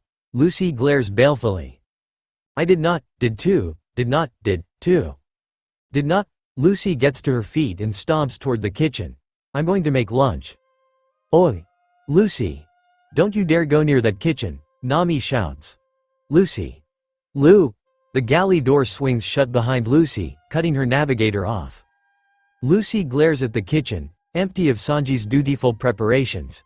She's pretty sure she knows how to turn the oven on, and she's known about the refrigerator lock since forever, so that's something. Lucy wants something with meat. Sandwiches. Lucy likes sandwiches. She's pretty sure she needs the oven for a sandwich, and like pots and stuff, but she knows how to turn that on anyways, so. Lucy trots over to the fridge and busts the lock. She hears an alarm go off in the boys' quarters, but Sanji's not here to regretfully kick her out, so. Take that, Sanji. Oh, wait, no, it's not good that Sanji's not here. That's why they're going to get him. So, whoops, it was an accident. The galley door slams open as Nami barges in, incandescent with the righteous indignation of one unwilling to be poisoned or starved. You, she accuses, pointing a finger, back away from the fridge. Lucy hunches over the open fridge protectively, unwilling to give ground. Nami's eyes narrow, challenge accepted. One knockdown, bloody-knuckled fight later. Lucy is seated at the dining table with a bruise blooming on her forehead while Nami hunches over the counter, muttering as she carefully measures out portions of sliced ham for the crew. Lucy is kind of tempted to steal out of the opened fridge, but she's pretty sure Nami wouldn't hesitate to cut a finger off. Unlike Sanji, who would just block her way to the best of his ability and maybe give her whatever she wanted regardless. Lucy pouts. She misses Sanji. She turns her gaze to the rest of the kitchen, impatiently tapping her leg against the floor.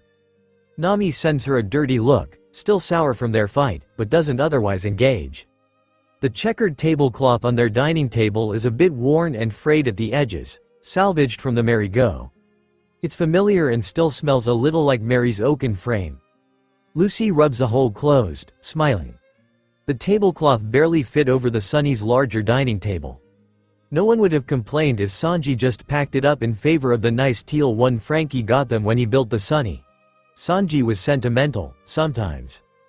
And on the center of the table was a bouquet of flowers in an old tin can, the cuttings as fresh as the day Lucy and Zoro received them on Dressrosa. The old lady said they were special. Lucy hadn't anticipated them never aging. So far the bouquet has survived civilizational collapse and a week and change at sea. She's guessing they'll stick around for a while. She's okay with that. They remind her of Zoro. Their date on Dressrosa was fun. A plate is set in front of her, filled with 4 different sandwiches, 3 kinds of fruit, and some pretzels. Lucy perks up immediately, glancing up at Nami with sheepish gratitude. Thanif, oh you Nami, she recites dutifully, her mouth full. Nami just rolls her eyes and calls for the rest of the crew. Just leave the cooking to me until Sanji gets here. Alright? Nami orders, staring in mild disgust as Lucy downs a whole pastrami sandwich in one mouthful. Then she gestures to the vase. Did you miss us this much, or is this just for Zoro? She teases, a grin on her face and eyes warm. Chopper bursts into the galley just in time to hear Lucy shout an indignant, "I thought about you guys all the time." Chopper shuffles in an embarrassed dance. Nami flushes and tries to play it off. "You should only lay those lines on your poor, embarrassed, muscle-brained idiot." Lucy thinks of the look on Zoro's face when she left him and the others on Zo. She has zero regrets about that. Zoro does have good muscles, she agrees instead. Gag me. Huh? Figure of speech. But hey, that reminds me, Lucy. I have a very important question for you. Brooke walks in, followed closely by Pedro and Lion Viper. And, Carrot? That's a new one. Lucy doesn't remember jumping off an elephant with her. Yeah? Nami puts down her sandwich, steeples her fingers, and stares directly into Lucy's eyes. Does the carpet match the drapes? The expression of unfiltered regret on Pedro's face makes Lucy laugh so hard she can't finish her sandwiches right away. When she does finally manage to answer Nami, her navigator takes up a fork and stabs the air in victory. I knew it. Lion Viper pushes his sandwich away from himself, declaring his lack of hunger. Lucy snatches it and laughs at the expression on his face, until she can almost forget that half her crew is missing, including her boyfriend, and one of them ran off voluntarily and two of them tried to die for her a while back and didn't tell her. Well, that's a little sobering, but she'll put it all to rights eventually. What Lucy said to Nami wasn't a lie, she really does miss each member of her crew as much as every other. But she's finding that old habits are hard to break. Before bed she still counts her missing crew on her fingers, on one hand instead of two, and she imagines the comfort of Zoro's body next to hers to ward off the strange, persistent chill that creeps up on her at night. She's taken to sleeping in the robe she stole from him back on Zo. It's thick enough to be a second comforter, and it smells like him even after a week at sea. It's not as bad as Ruskina, she's not alone here, and she knows everyone's alive, but part of her aches specifically for Zoro anyway. Lucy sleeps, rocked by rolling waves and the memory of warmth that should be right beside her, but it's a bit more fitful than she'd like. 2 weeks into the voyage Lucy gets bored. Like, really bored. And hungry, because she knows the code to the fridge and Sanji's not here to apologetically defend it and Nami didn't hear the alarm go off in time so she may have raided it 4 days in. They've been doing a ton of fishing but fishing is boring and Lucy is bored. So bored. So she raids Nami's closet. In her defense, Carrot helps. Carrot is an excellent accomplice. She shows no sign of moral opposition to troublemaking whatsoever. She's like Chopper without his well-founded and entirely justified anxiety about everyone's ability to stay alive and also with generally fewer shits to give. Anyways, Nami's closet. Nami mostly dresses in fitted blouses and skirts or jeans so the options are limited despite that. Nami is not the crew member with the most clothes. That's Brooke, and Lucy's thinking about raiding his closet and Sanji's next. Maybe after Robin's? Lucy pauses in her rifling through Nami's clothes. She probably shouldn't raid Robin's closet. She'd rather not live in terror. The thing is, Lucy doesn't have many clothes. She left Fuchsia with a shirt and a pair of shorts, insisted on only buying variations of the same every time Nami begged her to buy new clothes or her stuff fell apart, a weirdly common occurrence. What was with Lucy's opponents tearing her clothes to shreds, huh? And everything else she's either borrowed or been gifted. Lucy is generally fine with this, but right now she's going on a spy mission. She's going undercover. Sort of. She can't look like Straw Hat Lucy, she needs to look like, definitely not a pirate Lucy, yeah. Lucy picks up a frilly purple blouse and frowns. Not her style. But it is Nami's. Wait, all of this stuff is Nami's, so doesn't that make it all pirate? She can't disguise herself with this? Her head hurts. Oh, Lucy. This can go on your hat. Lucy looks up to see Carrot holding up a huge cream-colored scarf. Lucy cocks her head and is about to ask how when the door bangs open. What are you doing? Nami demands. She sees the blouse in Lucy's hands and snatches it away with 3 easy strides. Lucy pouts. We need to be in disguise, Lucy says smartly, putting her hands on her hips. She sweeps her arms out to encompass the entirety of the mess they've made of Nami's closet. But all you have are pirate clothes. Nami looks a little offended at that, which is dumb.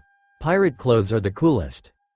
But Lucy didn't mean to say she has bad clothes or anything, so she hands over her hat and gestures to Carrot with wide eyes. Can you hide my hat for me? Nami looks between Lucy's hat and the scarf and Lucy's face, and sighs. At least let me help you pick stuff out, she complains. And why didn't you break into Robin's stuff? She's not even here. Lucy just gives Nami a look, full of raised eyebrows and skepticism. Yeah, alright, that's fair. The first thing Nami does is wrap the scarf around the Lucy's hat like a turban, pinning it with some old ship pulleys that they stripped and cleaned for reuse when they had the need.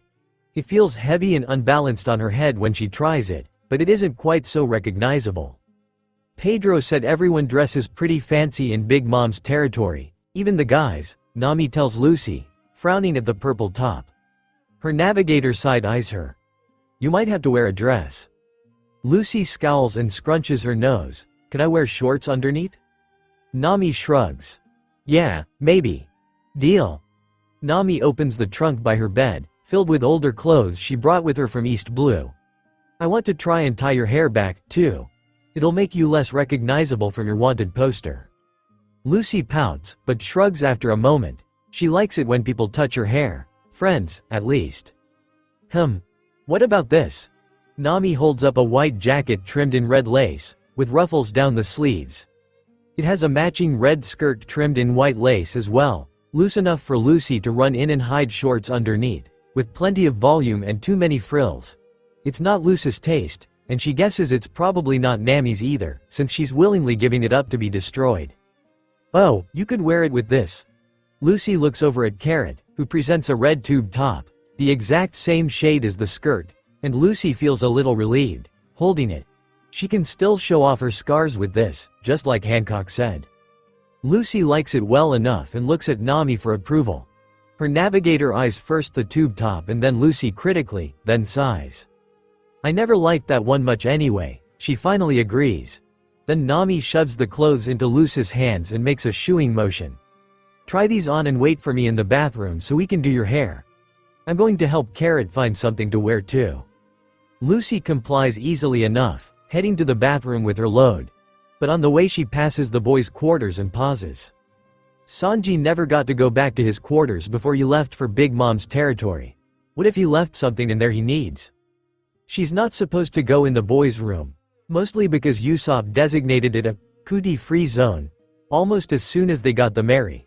But no one's sleeping right now, and she can't sense anyone in there. And she doesn't think they'll mind too much if she just looks around, so. Lucy looks left and right and then yanks the door open with a bang, attempting not to drop the clothes and kind of succeeding until she gives up and dumps them on Zoro's empty hammock to take a look around. It doesn't feel as empty in her quarters, with Nami there and Carrot taking up Robin's bed for the time being.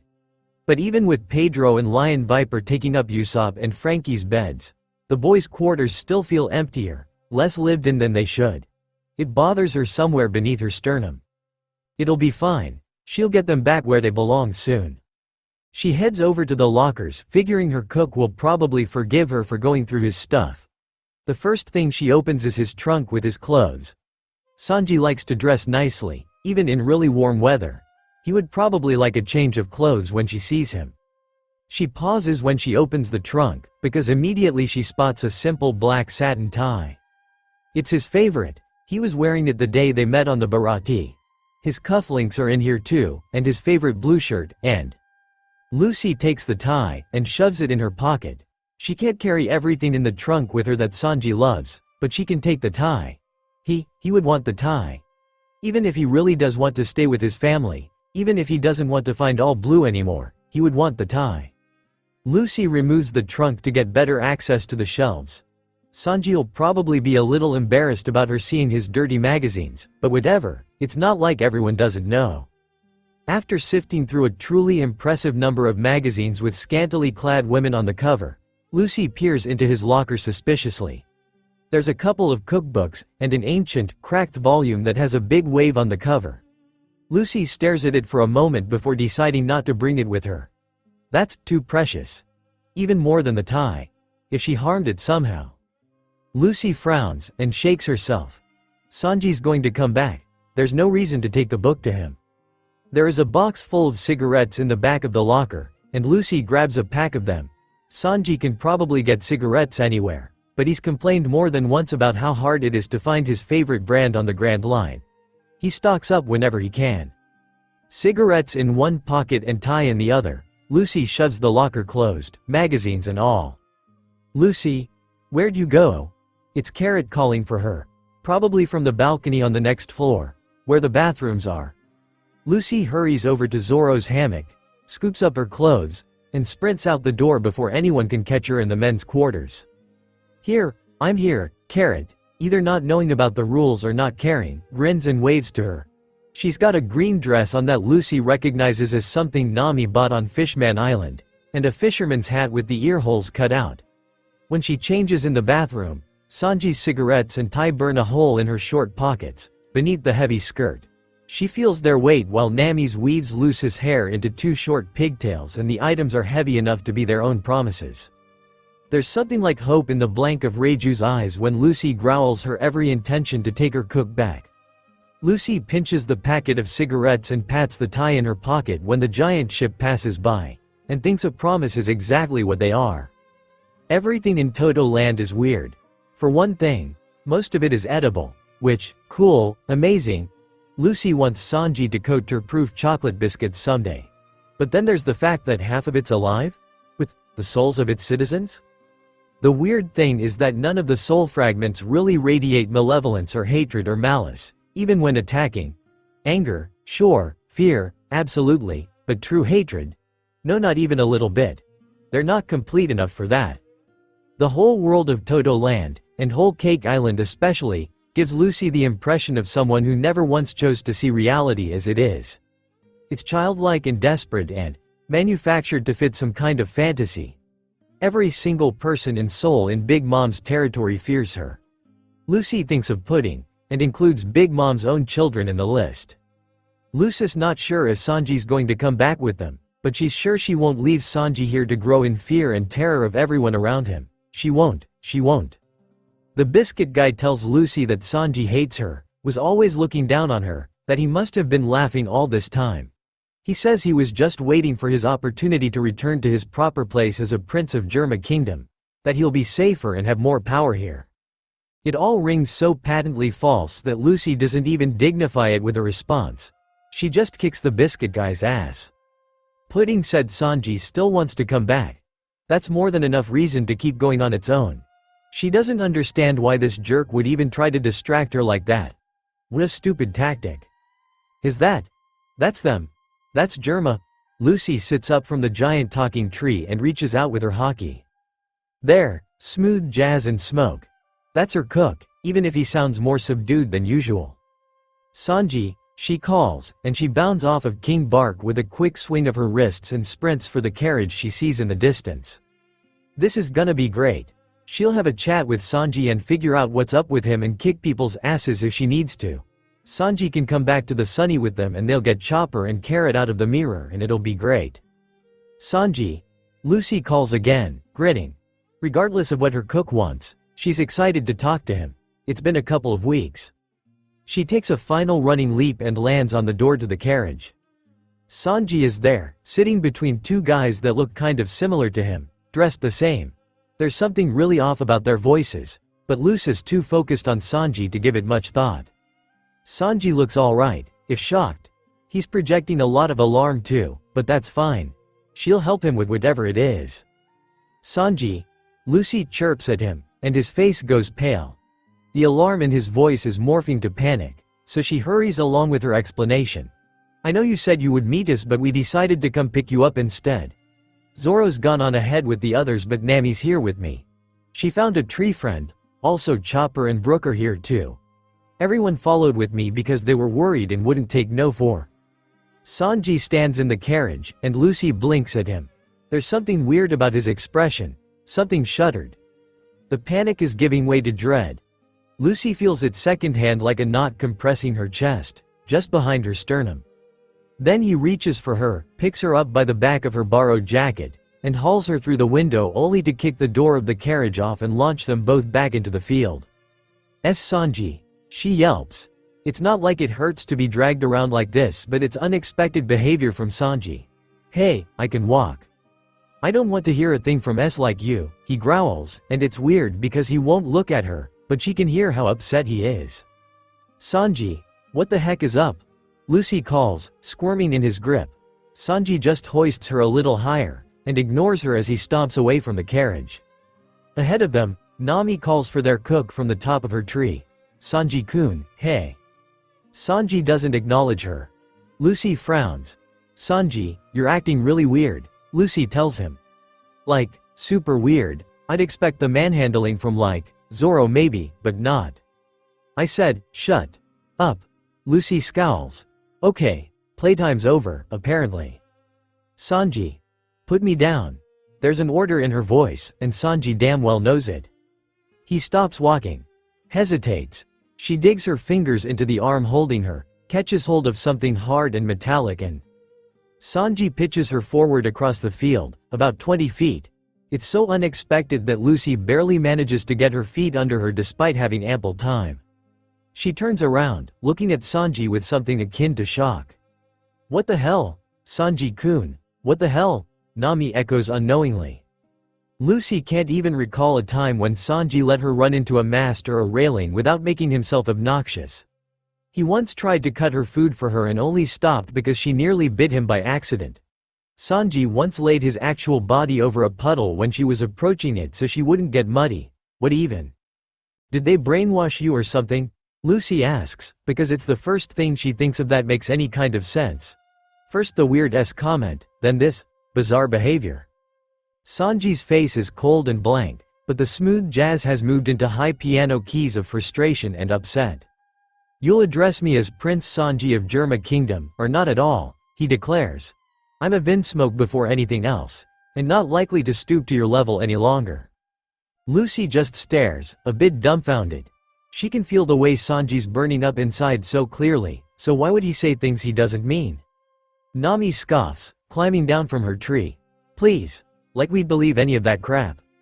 Sanji looks Lucy in the eyes, resolve clear on his face. A man can only follow someone like you for so long before he gets tired of it, you know? Lucy flinches as if slapped. It feels like it. What? Sanji's mouth thins. You heard me. Am I supposed to respect a woman who rolls on her back for the nearest jock? Am I supposed to follow her? Believe she'll be Pirate King? Sanji scoffs, disbelieving and cruel, the way Sanji never is. Lucy squares up and feels a little lightheaded. She has no idea what is happening here. You want to repeat that? Sanji opens his mouth to say something, but Nami hisses, don't, before anything gets out. Sanji puts his hands in his pockets and shifts. Look, it was hard enough to respect a woman as my captain before, but then the crew split up, and I realized you might not be worthwhile after all. Then you weren't as strong as I expected when we met up again.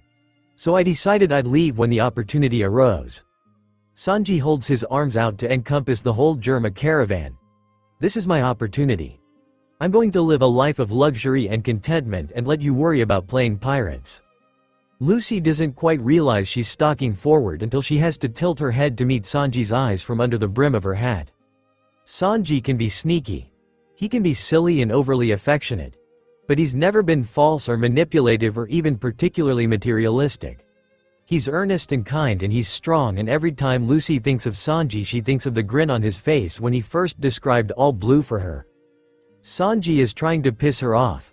That's the only reason he'd say this stuff. So you're saying you were looking down on us this whole time? You're saying you don't believe in me because I'm a woman? Sanji holds her gaze, level and flat and so unlike him. You're lying. She tells him, because all of this is bullshit, and he narrows his eyes. Why would I? He asks, and he starts walking back to the carriage. I'm looking forward to sleeping in a real bed from now on, and not some shitty hammock, and Lucy's arm snaps out, and grabs Sanji by the back of his cape. What the hell do they have on you? She asks, because if it isn't brainwashing it must be blackmail. Whatever it is, we can. Sanji turns back to her, swatting away her wrist. You can't do shit. You're weak, and I don't need you. I'm joining Big Mom's crew now. If I have a problem, I'll go to her. Lucy gets into his space, close enough that he has to bend a bit to meet her eye. Sanji. Let us help you. Behind her, Nami marches up to them, breathing heavily in rage. What the hell do you think you're saying? She asks him, and there are tears running down her cheeks. Sanji doesn't even look at Nami. This is messed up. This is so messed up. You two probably don't get it because you were born poor, Sanji says, and he looks away from Lucy only to glare at the tree line behind her. But I'm an elite. I was meant for a life of luxury. I'll be happier this way, so just let me go, yeah? I don't need to be squabbling around in the mud with people like you. You didn't kick me earlier, Lucy points out, ignoring how what he says makes her think of Goa and fires in Grade Terminal. You could have. You could kick me now. I'm not going anywhere regardless. I'm not a brute, Sanji tells her, and for just an instant he sounds like himself. It's like I said, I'm an elite. You're not worth the effort. You told Pudding you wanted to go home to the sunny, Lucy reminds him. Sanji scoffs. Who said that? Sounds like you were misled. Sanji-kun, what is going on? Nami asks, and she looks close to stamping her foot in frustration. None of this is like you. You don't know me, Sanji says coldly, and it's the first time he's acknowledged Nami at all. Lucy reaches out, and grabs the front of his shirt to yank him down to her eye level. Sanji, she tells him. I'm going to ask you one more time, how do we help you? Sanji's eye is hard and narrow and his voice is screaming. I don't need help, and if I did, why would I accept help from someone who got her own brother killed? Lucy doesn't flinch. She doesn't even let go of Sanji's shirt. But her scar aches, and the Vivre card is burning before her eyes. She didn't mean to stumble, she was so tired, she wasn't strong enough. Sanji bats her hand away, and Lucy lets him, coming back to herself. On her right, Nami takes one step forward and backhands Sanji so hard he's lifted off his feet. Lucy just stares at him. Apologize, Nami spits. She's got her Climatact in one hand and Lucy isn't sure how she can see with how fast the tears are flowing. Take it back right now, and I might forgive you. Sanji doesn't say anything, just gets up from where Nami smacked him and walks back toward the carriage. Like with Zoro, Sanji must have seen that coming. He could have dodged or used Haki to protect himself but he didn't, just let himself be hit, just like Zoro did back on Zou. Sanji is leaving. He's going back to the family that made him nearly misspell his own name. He's stepping into the carriage now, Kate billowing behind him, and if she lets him go without saying anything it will be the biggest mistake she's ever made as a captain. Lucy swallows down the way her stomach is hollow and how the scar is burning and how she can almost see Ace right in front of her as he burns, and takes a few steps past Nami. I know about Thriller Bark, Sanji, she screams, do you think I'm going to just swallow this shit? The door to the carriage shuts behind him. The caravan starts rolling toward the castle, and Lucy just bellows louder. You can say whatever you want, but I know you're the one who's hurting, because he is, she knows it. She can feel it. I won't eat a thing until you cook for me. Understand? I'll starve waiting for you. Beside her, Nami lets out a hiccup of a sob and drops to her knees in the grass. It's pitiful and sad and everything about it is wrong. Lucy can feel Sanji crying. Do you hear me? Lucy howls. I'm never going to eat again. Sanji, without you I can't be Pirate King. The carriage moves past the field, taking Sanji with it, and Lucy keeps screaming at him until something feels a little broken in the back of her throat and Nami tugs on her hand with a Lucy, have we really lost him? Like hell we have, Lucy growls. He'll be back, he will. Lucy's scarred tingles. She resists the urge to rub the memory away, and glares after the retreating caravan. Before her eyes, Ace dies with a smile, and Lucy blinks away the image. He'll be back, he'll be back. The caravan turns a corner and Lucy screams after it, one last time. Admittedly, getting captured wasn't really part of Lucy's plans. Whatever, she'll get out of this somehow because she has places to be and Sanji might be waiting for her. She ends up in a jail cell next to Nami, pinned to a wall. It's infuriating. She's still seething from the fight with Sanji, and nursing some of the hurt from it too. And Lucy is ready to gnaw her own arm off when the book opens, and it's Pudding. Suddenly Lucy's not fighting a wall. She's fighting at Marineford again for Sanji's life instead of Ace's. There's a limit to how far Lucy can stretch. She takes advantage of it and twists, blood boiling from irritation and rage.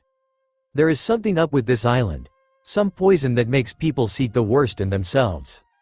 Lucy, Nami pleads, you're exhausted. Just stop, okay? We'll figure a way out.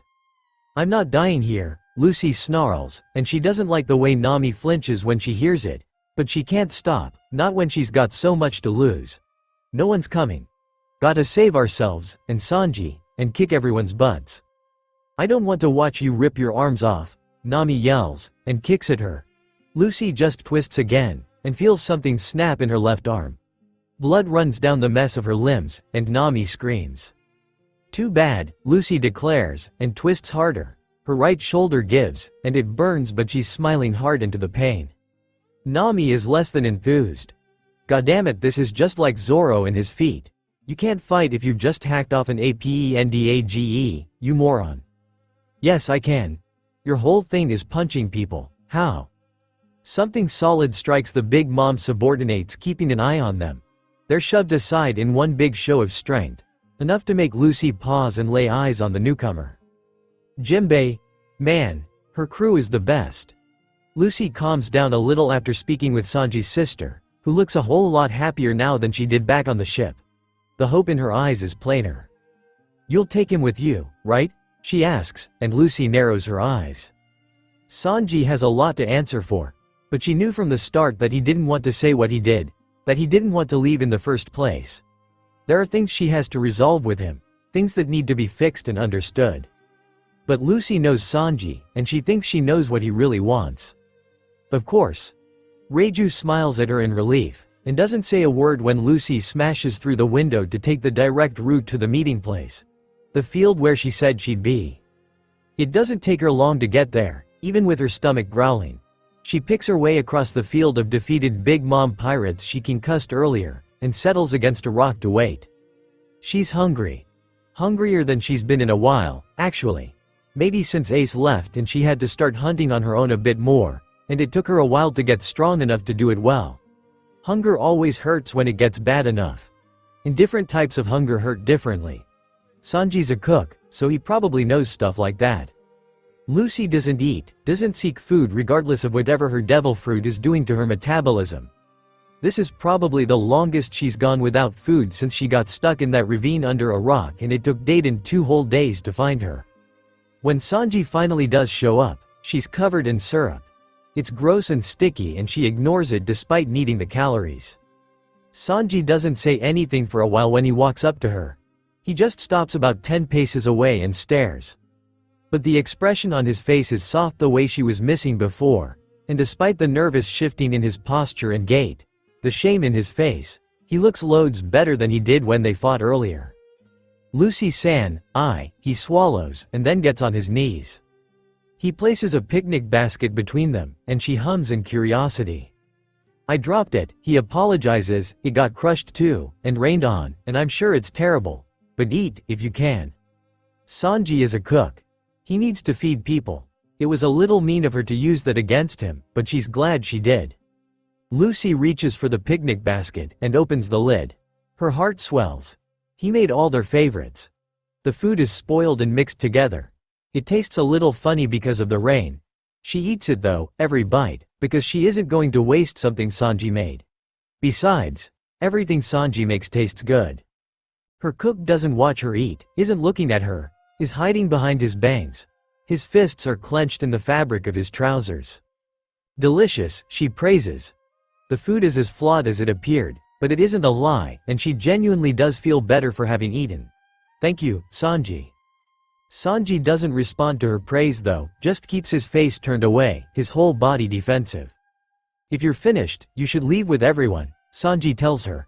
His voice is hard and sharper than usual. There's nothing for you, here. Lucy levels her gaze at him, makes sure he's looking back at her before she speaks. That's not true. Sanji flinches, and Lucy notices him shaking. Lucy-san, what I said to you, he swallows. You came all this way and I intentionally hurt you to the best of my ability. How can I return to the ship after that? How can I face you or Nami-san or anyone? A hand rises to cover his eyes, and Lucy sees his lower lip tremble. Oh, Sanji. Then there's the Bharati, and everyone there is in danger. If I leave they'll be killed. And my stupid fucking blood, they're in danger too. And I can't just leave them even though I hate them so much. That explains the weird behavior. She gets to her feet, walks over to Sanji, and stands before him. He doesn't look up at her, doesn't do anything but curve inward just a little more, like he's waiting for a blow. Lucy lifts her hand to Sanji's forehead and flicks it, like Ace and Sabo used to do to her sometimes. They did it when she was bugging them. Sanji's bugging her a little right now. Sanji looks up in confusion, blinking away his surprise and tears. Don't give me bullshit reasons or excuses, Lucy demands, fed up with all of this. Sanji is her cook and someone made him cry and say stuff against his will, and Sanji's acting like he thinks she'll let him go because of it. Tell me how you really feel. Tell me what you want. Sanji's eye widens, and his face crumples, and finally tears flow down his face. The Sunny, he sobs, turning his face into his hands. I want to go back to the Sunny, and I'm so sorry, Lucy-san. I didn't mean any of what I said, none of it was even remotely true. I just didn't know what to do and I can't just leave everyone. One day, she's going to get it through her crew's heads that they can lean on her properly. Lucy takes a squat in front of Sanji, and rests a hand on top of his head. He falls silent except for a few hiccups, but he still won't remove his hands from his face. I know, she tells him, I know you were just doing your best. But you've got us, so don't worry so much. We'll take care of it all together. Sanji finally looks at her, and he looks so lost and stunned that Lucy worries a little more. We're your nakama, she reminds him, we're not just going to leave you behind when things get a little tough. Sanji should really know that already, she's seen him act on that principle before. But maybe he forgot, or thought cooks were excluded from the deal, because there's a vulnerability and tenderness she hasn't seen on his face since the day they met at the Barati, when he said goodbye to his family. Thank you, Lucy-san, he says softly, and Lucy smiles. Honestly, she chides gently, you could have just said we have to save your family to make you free. Sanji's eye shines wetly. I'm sorry, Lucy-san, for everything. You already said that, she reminds him, and swallows the memories of magma and blood through sheer force of will. I forgave you already. Sanji's chin wobbles, and he nods. Lucy shifts, preparing to move over to the nearest mirror to contact the others, and eye the rectangle in her pocket. Oh, right. I brought you some stuff in case you actually wanted to stay, and you don't but you should have them anyway, she explains eagerly. Lucy fishes in her pocket for the tie and the cigarettes and is careful of the syrup rain when she presses both into Sanji's hands. They're your favorites, and you said you can't always find these when we're sailing so I brought them, and I don't even know how you'd replace the tie, eh, Sanji? What's wrong? Are you hurt anywhere, Ak? Sanji lunges for her and sobs into her shoulder, and Lucy finds herself holding up an armful of traumatized cook. Ah, it's not such a big deal, she soothes, a little bewildered but willing to hug it out nonetheless. She pats his back, but it doesn't seem to help him any. He just wails harder. We can get you different cigarettes, she tries. But Sanji doesn't let go, doesn't seem at all interested in calming down, so Lucy lets him let it out, and pretends the wetness on her shoulder is from the rain to spare his dignity. Her cook's sensitive. He'd be embarrassed otherwise. It's almost an hour later and after the plan to meet up with Big is set that Lucy looks at her cook a little more critically. He's beat up, no matter how he tries to hide it, but he's much calmer now and more stable, and his voice sounds like it should, like saxophones and trombones instead of stressed piano keys. And he's not even bothering to hide how touched he is by the rest of their crew's easy acceptance of his request for help. The sense that he's going to spill over from the volatility of his emotion is gone, and he seems more or less like himself. The syrup rain has stopped, and the clouds are even parting a bit to reveal the sky. The timing's good then to resolve the rest of it. Did you hear what I said earlier? Lucy asks. Sanji looks at her, sees the expression on her face, and matches her for seriousness. What about? Thriller bark, Lucy says simply, and he goes abruptly very pale, and he looks a little guilty, too. Lucy shifts, turns so that she's sitting cross-legged before him and he's still kneeling in the grass, covered in syrup so thick it's matted his hair. He sits up straight under her gaze and swallows when she doesn't speak right away. She's calmer now than when she was talking to Zoro. She's had more time to process it, and she knows Sanji's in a bad place at the moment. She doesn't want to pile on, bring up old things that he didn't even face the consequences for. But that's exactly why she can't bring him back into the fold without this conversation, without making sure he understands. I know what Zoro did, she tells him, and if he's surprised by her frankness he doesn't show it. She frowns. And I know you tried to do it too. Sanji swallows, and looks apologetic. Sencho. Well, at least he isn't trying to hide it, tell me why. He frowns, consternated, thrown by the question, why? Tell me what you were thinking back then, Lucy clarifies, and if she's barely keeping her hockey sealed inside the column of her spine, then Sanji will never have to know. She hates, so much, the idea of what her boys tried to do for her, she hates it. Sanji looks down at his hands, and is silent for a long time. Lucy waits and waits more, until she's sure she knows what he can't say. You thought better you than someone else, right? Lucy asks gently, and she knows she's right when he doesn't answer except to grip his knees, the knuckles white. Lucy thinks she might bite her own tongue off, keeping herself contained. She cannot lose her cool. Sanji needs her to stay level-headed. Sanji needs her to explain this to him, so he never does something this fucking stupid again. She will never be happy about what Zoro did, but at least his reason was better than this. Lucy starts, testing the words before she speaks them. She has to explain this right. Really hate it when people leave, Lucy says quietly. She's not even at her normal speaking voice, but Sanji flinches like she fired a gun. Gently, she has to do this gently. It's the worst feeling, like I'm a little kid again. Sanji looks up at her, very slowly, like he's not sure he has permission. Lucy keeps her face as calm as possible, lets the burn of her anger well up inside her and nowhere else. Nakama means you never have to say goodbye or be alone, but I'm not dumb. I know sometimes you guys' dreams might take you elsewhere, like with Vivi. It's alright. But dying for me, Lucy says slowly, making sure her meaning is clear. Sanji blanches, because he knows what happened to Ace and he knows what he said a few hours ago. That is the one kind of leaving me that's not alright. Sanji swallows.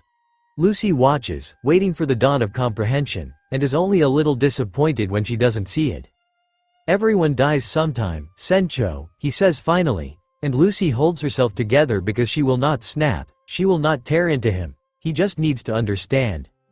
Not like that, Lucy counters, calmer than she feels, not for me. Sanji's jaw tightens, like he's biting back a retort. Lucy catches his gaze, and waits. Lucy-san, Sanji finally says, then hesitates. You could find other cooks, is what I was thinking. Lucy will not hit him. She will not hit him, she will not hit him, she will not hit him. If Nami died for me, Lucy starts, her teeth grit and every muscle clenched to keep herself locked in place. Would I be upset I lost a navigator? Sanji's brow furrows and he stares at her, not comprehending. How about Robin? Or Frankie? Sanji shakes his head, just a tiny, minute shift of his chin, but at least he's responding. If Zoro died on Thriller Bark, and even saying it tastes like ashes in her mouth, do you think I would have been upset I lost my swordsman? No, Sencho, it's barely a whisper, and Sanji's shaking, just a bit. So why the fuck would it be different for you? Sanji's jaw actually drops, like he didn't put two and two together himself. Lucy wants to strangle him, or beat the self-sacrifice out of him or show him the scar on her chest and scream this is what it did to me last time, don't make me watch again. You're Sanji, she tells him, I can't replace you. I can't be Pirate King without you. So don't you dare go leaving me like that. Like it's easy. You're my cook, she growls, and it's just a sliver of her anger that she lets show, a tiny glimpse into the ferocious nature of her upset over this. But Sanji's eye clouds in shock, incomprehension. You don't get to leave my crew without my permission. And you don't have it, ever, if you're going to leave like that. Sanji looks back down at his hands. She's not quite sure what to make of his expression until it fractures, and he raises his right hand to his chest like it hurts. Sanji's trembling like he's carrying some horrible unseen burden, like his body can't physically hold itself together, and his eye screams an emotion that Lucy can't name. Lucy waits, frowning. She wasn't trying to make him cry again, she just wants him to understand. Sencho, Sanji says shakily, and Lucy hums, waiting. You really, fresh tears leak down his cheek and he scrubs them away. I really like being your cook, Sencho. His breath hitches into the beginning of a sob, and Lucy leans forward to catch his gaze through his tears. Then say you understand, she demands, and mean it, or so help me. I will tie you to Sunny's mast until we get to Raftel. Sanji's next sob is mostly a laugh, and then he smiles through the tears, looking deeply wretched but happy all the same. I understand, Sencho, he promises, and she believes him. Lucy smiles, and lets her approval ring out for him to hear, projects all her affection and exasperation and worry. She sees him relax into it, his shoulders dropping, his spine softening, and he leans forward ever so slightly like a flower seeking sunlight. Her cook is so sensitive, acting like it hasn't been this way since they met. Ace would have called him a crybaby, but he was dumb the same way. She wishes this. She had years to do it, and he only figured it out at the end. People aren't disposable, no matter how they're born. Lucy knows it and Ace learned it, and now, hopefully, Sanji has too. "Welcome back, Sanji," Lucy says when he's calmer, and the smile she gets in return reminds her very much of a younger man in East who couldn't help but grin at the thought of all blue. "Good to be back, Sencho," he replies warmly, and a piece of everything is finally set to rights. Lucy isn't a big fan of Big. He's mean and smells like rotting blood and cigars, but she doesn't care if he wants Big Mom or not, and helping him means helping Sanji, so she's fine with it. She's ready for a nap. A big nap. She lays down between Nami and Carrot and tries to get her body to relax enough for sleep. It should be easy. Today was a long day, and her arms are really starting to feel sore from the twisting in the jail cell. And Big Mom's generals aren't exactly cannon fodder. "You always overdo it." Lucy's eyes snap open, and she bites back a groan. Her chest aches. Lucy presses her palms into her eyes, and lets out a slow breath. Sanji was trying to say whatever he thought would hurt her the most to drive her away. It wasn't true, and she knew he didn't believe it when he said it. Still, he found a good wound to poke at, especially when his own emotional baggage was, apparently, not so dissimilar to Ace's. "Lucy?" Nami whispers, and Lucy looks to her left to see her navigator blinking blearily at her. "Why are you awake?"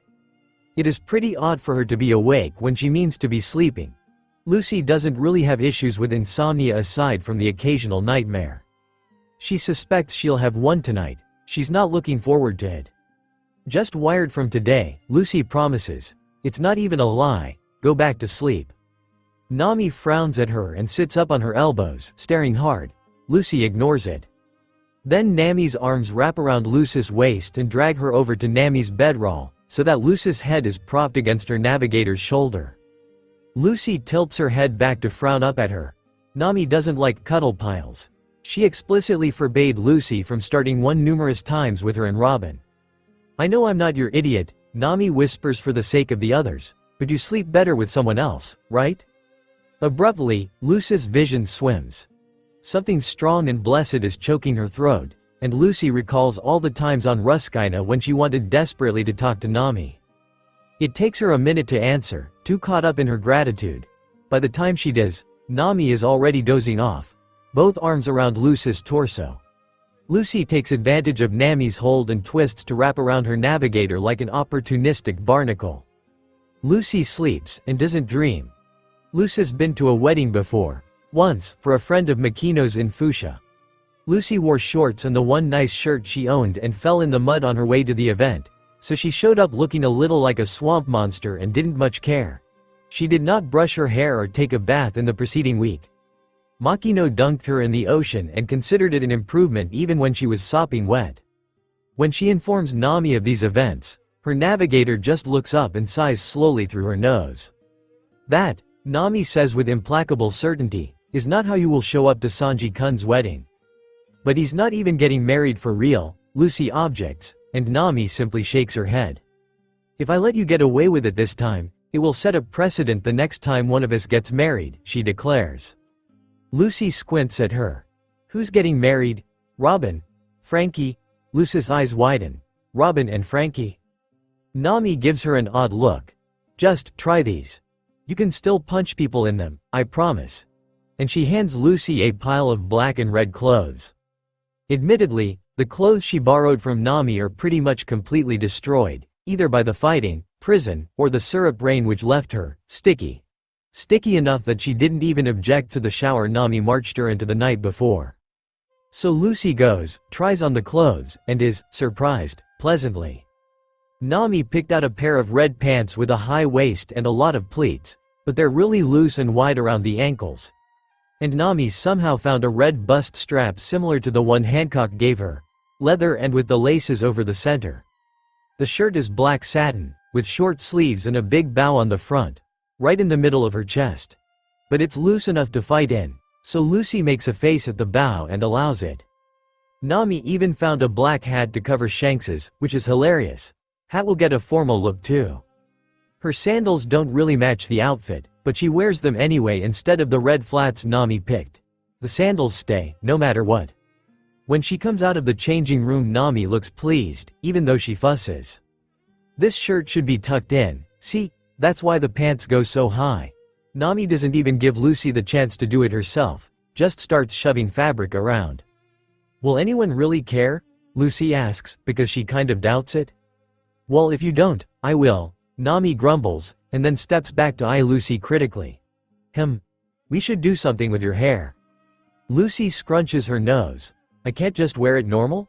You could, Nami concedes. Have you ever had it curled? It would go with the clothes. Lucy makes a face. No thanks. Nami looks a little relieved. Braids it is then. Just the sides, I think, we'll match. Lucy just nods, accepting the idea easily enough, and settles on the stool. Nami brushes Lucy's hair out for longer than she really needs to. Sometimes she thinks Nami just likes messing with Lucy's hair for the sake of it. Lucy doesn't mind so much, it feels nice. She wonders sometimes why she never let Makino do things like this. The older woman certainly tried, but Lucy always refused to put up with her fussing, citing impatience and lack of interest. She wouldn't say she's exactly interested now, but her patience has definitely been found. Next time she sees Makino, she'll let the barmaid do her hair if she wants. Lucy's still not wearing a dress though. Nami starts in on the left side, pinning her bangs back and separating the hair by her temples to start the braid. Hey, Lucy, can I ask you something? Nami asks, sounding oddly hesitant. Lucy raises an eyebrow at her in the mirror and Nami takes it as permission. Are you alright? This whole trip has been kind of a lot. Lucy frowns at her. The scar on her chest aches. Nami continues, undaunted. You've been handling it all really well, but she looks frustrated. Normally I'd ask Zoro if you were alright, and he'd either say, mind your own business, see which, or I'll take care of it. Lucy has to admit, Nami's Zoro impression is pretty good. But I can't read you like he can, Nami presses, so I've got to ask you instead, are you alright? Lucy hums thoughtfully, trying to think of how to answer. She can't really admit to the fleeting moments of panic in her gut when she seeks out her crew and finds half of them missing. They pass quickly, and are infrequent regardless. She also can't really admit to the way her scar has been twinging since her fight with Sanji, because it's not something Nami can help with. But she's alright. And the bits of her that aren't will be better soon, once the memory of Sanji's accusation fades a bit and her fear of losing people subsides and they're on their way to Wano. She's Nami's captain though, admitting her fears and worries isn't something she can do, not with any of them except Zoro. It's a failing that Nami's so worried. Everything will be good when we're on our way to the others, Lucy says instead, and you'll forgive Sanji eventually. Nami pins down the braid on her left as she finishes. Have you? Honestly. I know he's back now but it's okay if you haven't. Nami starts on her right side, deft and sure. Lucy frowns. I forgave him when he apologized. Nami sighs, and yes, it that simple for you. Lucy shrugs. I dunno. Sometimes. This time. Well. I'm still mad at him, Nami grumbles. Maybe it'll be easier when I stop being mad. Lucy pats Nami's hand. Sanji's a good guy. Don't be too mean to him. He'll beat himself up worse than anything Nami could do. And Lucy is going to be on the lookout for that to make sure he isn't falling back into old habits. Nami huffs. We'll see. Then she pins the braid in place and hands Lucy her hat. Let me see the outfit, please. Lucy slips the hat on, the braids expertly woven to sit just beneath the brim. Nami looks pleased with herself for getting Lucy looking presentable. You look good, Nami compliments. And then she grins, humor in her eyes. It's too bad I can't take a picture for Zoro. Lucy shrugs. Maybe it'll show up on a wanted poster. Nami scowls and slaps Lucy upside the head. Gentler than usual, probably because she doesn't want to mess up the braids. We don't want that, you dumbass. Lucy just grins, and then catches Nami in a surprise hug. Nami lets out a small noise of shock, and then relaxes into the embrace. What's this for? Nami asks, and Lucy pulls back with a smile. Just felt like it. She explains, and nods to her as she ducks out the door. Now let's go crash a wedding. Everything will be good soon, it'll just take a measly little escape plan. You better be safe on Wano, she thinks to her missing crew. I'll be mad if you're not. They'll be fine. She's sure of it. Big Mom's haki feels crushing, endless, and despairing. Like having a mountain fall on her, like starvation. The weight of it makes it hard to move limbs, to breathe, and she's not even ravaging the place consciously.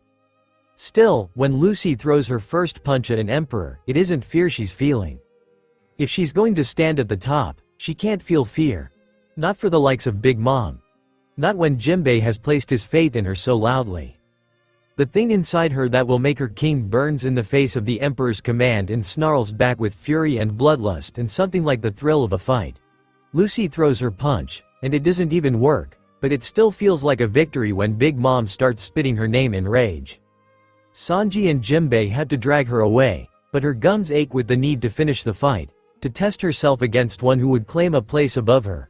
Lucy will be king and Big Mom has made herself a challenger. Lucy's punch hadn't even hurt her, it was just momentum that did any damage, if there was any. Stronger. She has to get stronger to challenge someone like Big Mom, she's not ready. Lucy swallows the metal in her mouth, and growls the need into an oath. Katakuri is terrifying at first, because it almost seems like none of the rules apply. He seems unaffected by haki and nearly bored with her. Lucy pushes herself to move faster and faster, to withstand the blows that she can't seem to anticipate or defend against. She reaches for more speed, more, until the present moment is a blur and she's trying to react to movements she hasn't decided on yet. And then the fight gets weirder. Honestly, he doesn't seem like such a bad guy. Kind of an asshole for copying her moves, and obviously she's not going to just let his whole thing with attacking her crew pass, but he doesn't seem so bad. Protective of his siblings even, enough so that when her conqueror's haki pings off of branch by chance she comes away with more of a sense of Katakuri's claim to her than Big Mom's, even. And he appreciates donuts, which is just good taste. He has superior armament, and that's a mystery she might have to smack Rayleigh for later because a warning would have been nice, but then she reaches for just one more microsecond of speed and she can hit him, and she's going to learn to look into the future to do it, after a recharge. Man, Branch is really convenient. Lucky find. She finds a roof to camp out on and sits Branch next to her, bound and helpless and quiet now that she's not sobbing for her life. I just need a couple minutes, Lucy explains, then I'll bring you back to your brother and finish the fight with him. Branch scoffs. Why would you want to fight him? You could just run away. Hop into the mirror world and hide on Cacao Island until your friends arrive. Lucy narrows her eyes, distaste making her sneer. No. You can't beat him, Branch hisses loyally, my big brother is the best there ever was. Lucy doesn't doubt she thinks that. But she has no desire to run away, not at all. This is the first fight in a while that's been waged for reasons she likes. She doesn't mind fighting for other people who also want to fight, but she prefers fighting for her crew, for herself. This feels like that. I'm gonna win, and I'm gonna see the future like he does. She can already feel it, sort of. A broadening of her inner eye forced open by herself rather than blinded by a walking sun like Zunesha. She's seeing glimpses now, but not the whole picture. Her crew is alright. She knows they are. Branch would be gloating about it otherwise. All she has to do is win. For herself. For her crew. For her dream. She has to grow. Katakuri outclasses her in every skill. She's not going to make the same mistake again, thinking everything's alright so long as she wins. Learning of Thriller Bark, about Zoro and Sanji and self-sacrifice she needs to keep at bay, reminded her of that. Lucy has to take the things her enemies hold over her and surpass them. Make them her own. Branch screeches and rants about how wrong she is, about how powerful and perfect Katakuri is, about how small and pathetic she finds Lucy by comparison. Lucy ignores her and closes her eyes. Intent. Haki is all about intent. The bright place in the back of her head glows for a moment, and recedes. Lucy spends the next 7.5 minutes reaching for it again. And again, and again. She gets beat to hell. Katakuri is formidable and strong and she can hit him, but he's got an edge she can't compete with. Not yet. Rayleigh always did say her precognition sucked. But she reaches for the place where she can feel intent as clearly as she can feel her heartbeat over and over again, until the glow in her mind stops receding and suddenly they're on common ground. She can see Katakuri's attacks, react to them, react to him reacting to her reaction, and on. The fight starts happening whole seconds before their bodies move, and it becomes a battle of endurance and speed and who can hit who despite seeing the attacks coming. Lucy vomits her body weight in blood, she gets back up. Then something happens to her knee, weakness burns through her, and Lucy gets fucking impaled. She's pretty sure an organ's missing when she's done screaming. Her blouse is in tatters and tacky with her blood, so she rips it off and is left with only the red leather bust strap and the remains of her culottes. Her kidney or whatever the fuck is missing is going to be Chopper's problem later. The fact that her knee refuses to support her weight is a bigger issue, and one she's not sure how to overcome. Then she dodges the second needle. What was she trying to do? Numb her eye, and Katakuri realizes what happened the first time. The crazy bastard impales himself, same spot, same wound. Fuck, now you're missing your kidney too, she mutters. Kidneys were probably important, right? It's not like they're spares. Don't patronize warriors like that, he howls, and for some reason his kid sister laughs at him when he takes his scarf off to prove the point. Lucy does not get it. Then Katakuri turns to her, and there's something like respect in his eyes. Lucy realizes a little absently that there's probably respect in hers, too. Well, that's a first for her enemies. She feels it in the next moment, too, when they both uncap their conqueror's haki with the full intention of blowing each other off the map. It's like having needles jammed under the fingernails, like having her teeth pulled one by one, like being doused in poison. It's the death of 1,000 than any haki she's been subjected to sans Big Mom. It sounds like the screeching of a guitar and the rattle of chains. It feels like someone with a treasure to protect. Lucy snarls and rises to meet it, her spine on fire with everything else and the whole world at her command because she will not be broken here and this is her win. She'll take it from him, she will take it all and spit out blood with a smile because she is going to be the king and 9 lives depend on her doing it. She will win, she will win. She doesn't feel the rage she did with Mingo, doesn't feel the same need to crush and kill and destroy, but she will keep getting up until she's victorious here, until she surpasses the Billionberry Man, because she cannot afford to lose. Conqueror's haki can only be improved when tested against stronger opponents, through conquest. There's a ripping in her soul, and power floods her as she rattles chains in her heart, until she's strong enough to break anything that dares to challenge her. I no longer think you're that much weaker than me, Katakuri compliments, and the respect in his eyes seems to grow.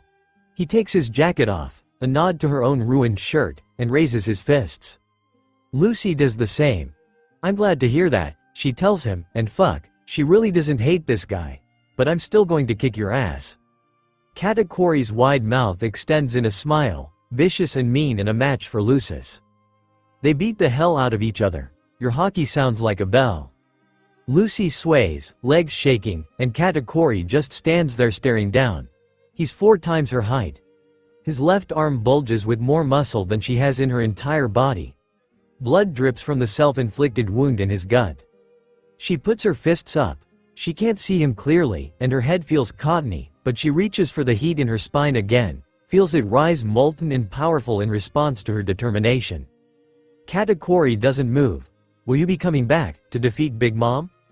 Lucy spits blood out, and a loose tooth. She doesn't register the pain, of course. Katakuri sways, just a little, but with a frame as tall as his it's all too obvious. Your haki sounds like the dawn. Like a bell. Lucy frowns, annoyed. You said that.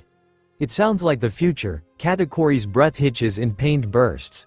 And Lucy wonders at the curve in his scarred lips. Like an echo on the waves.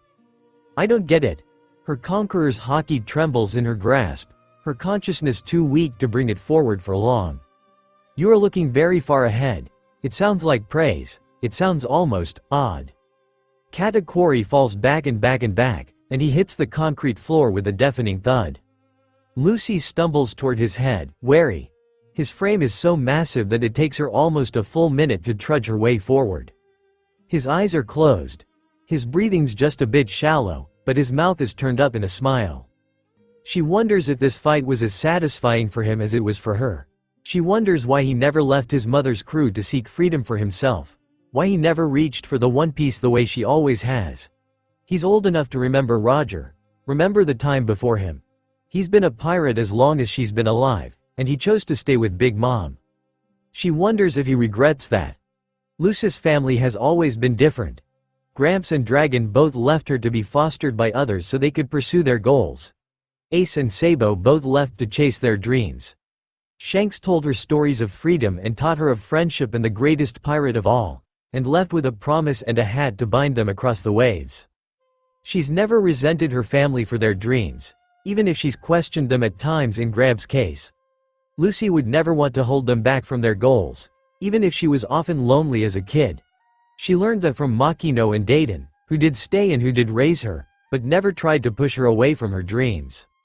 But that's why she needed to build a crew, so they could chase their dreams together, so she could call them Nakama.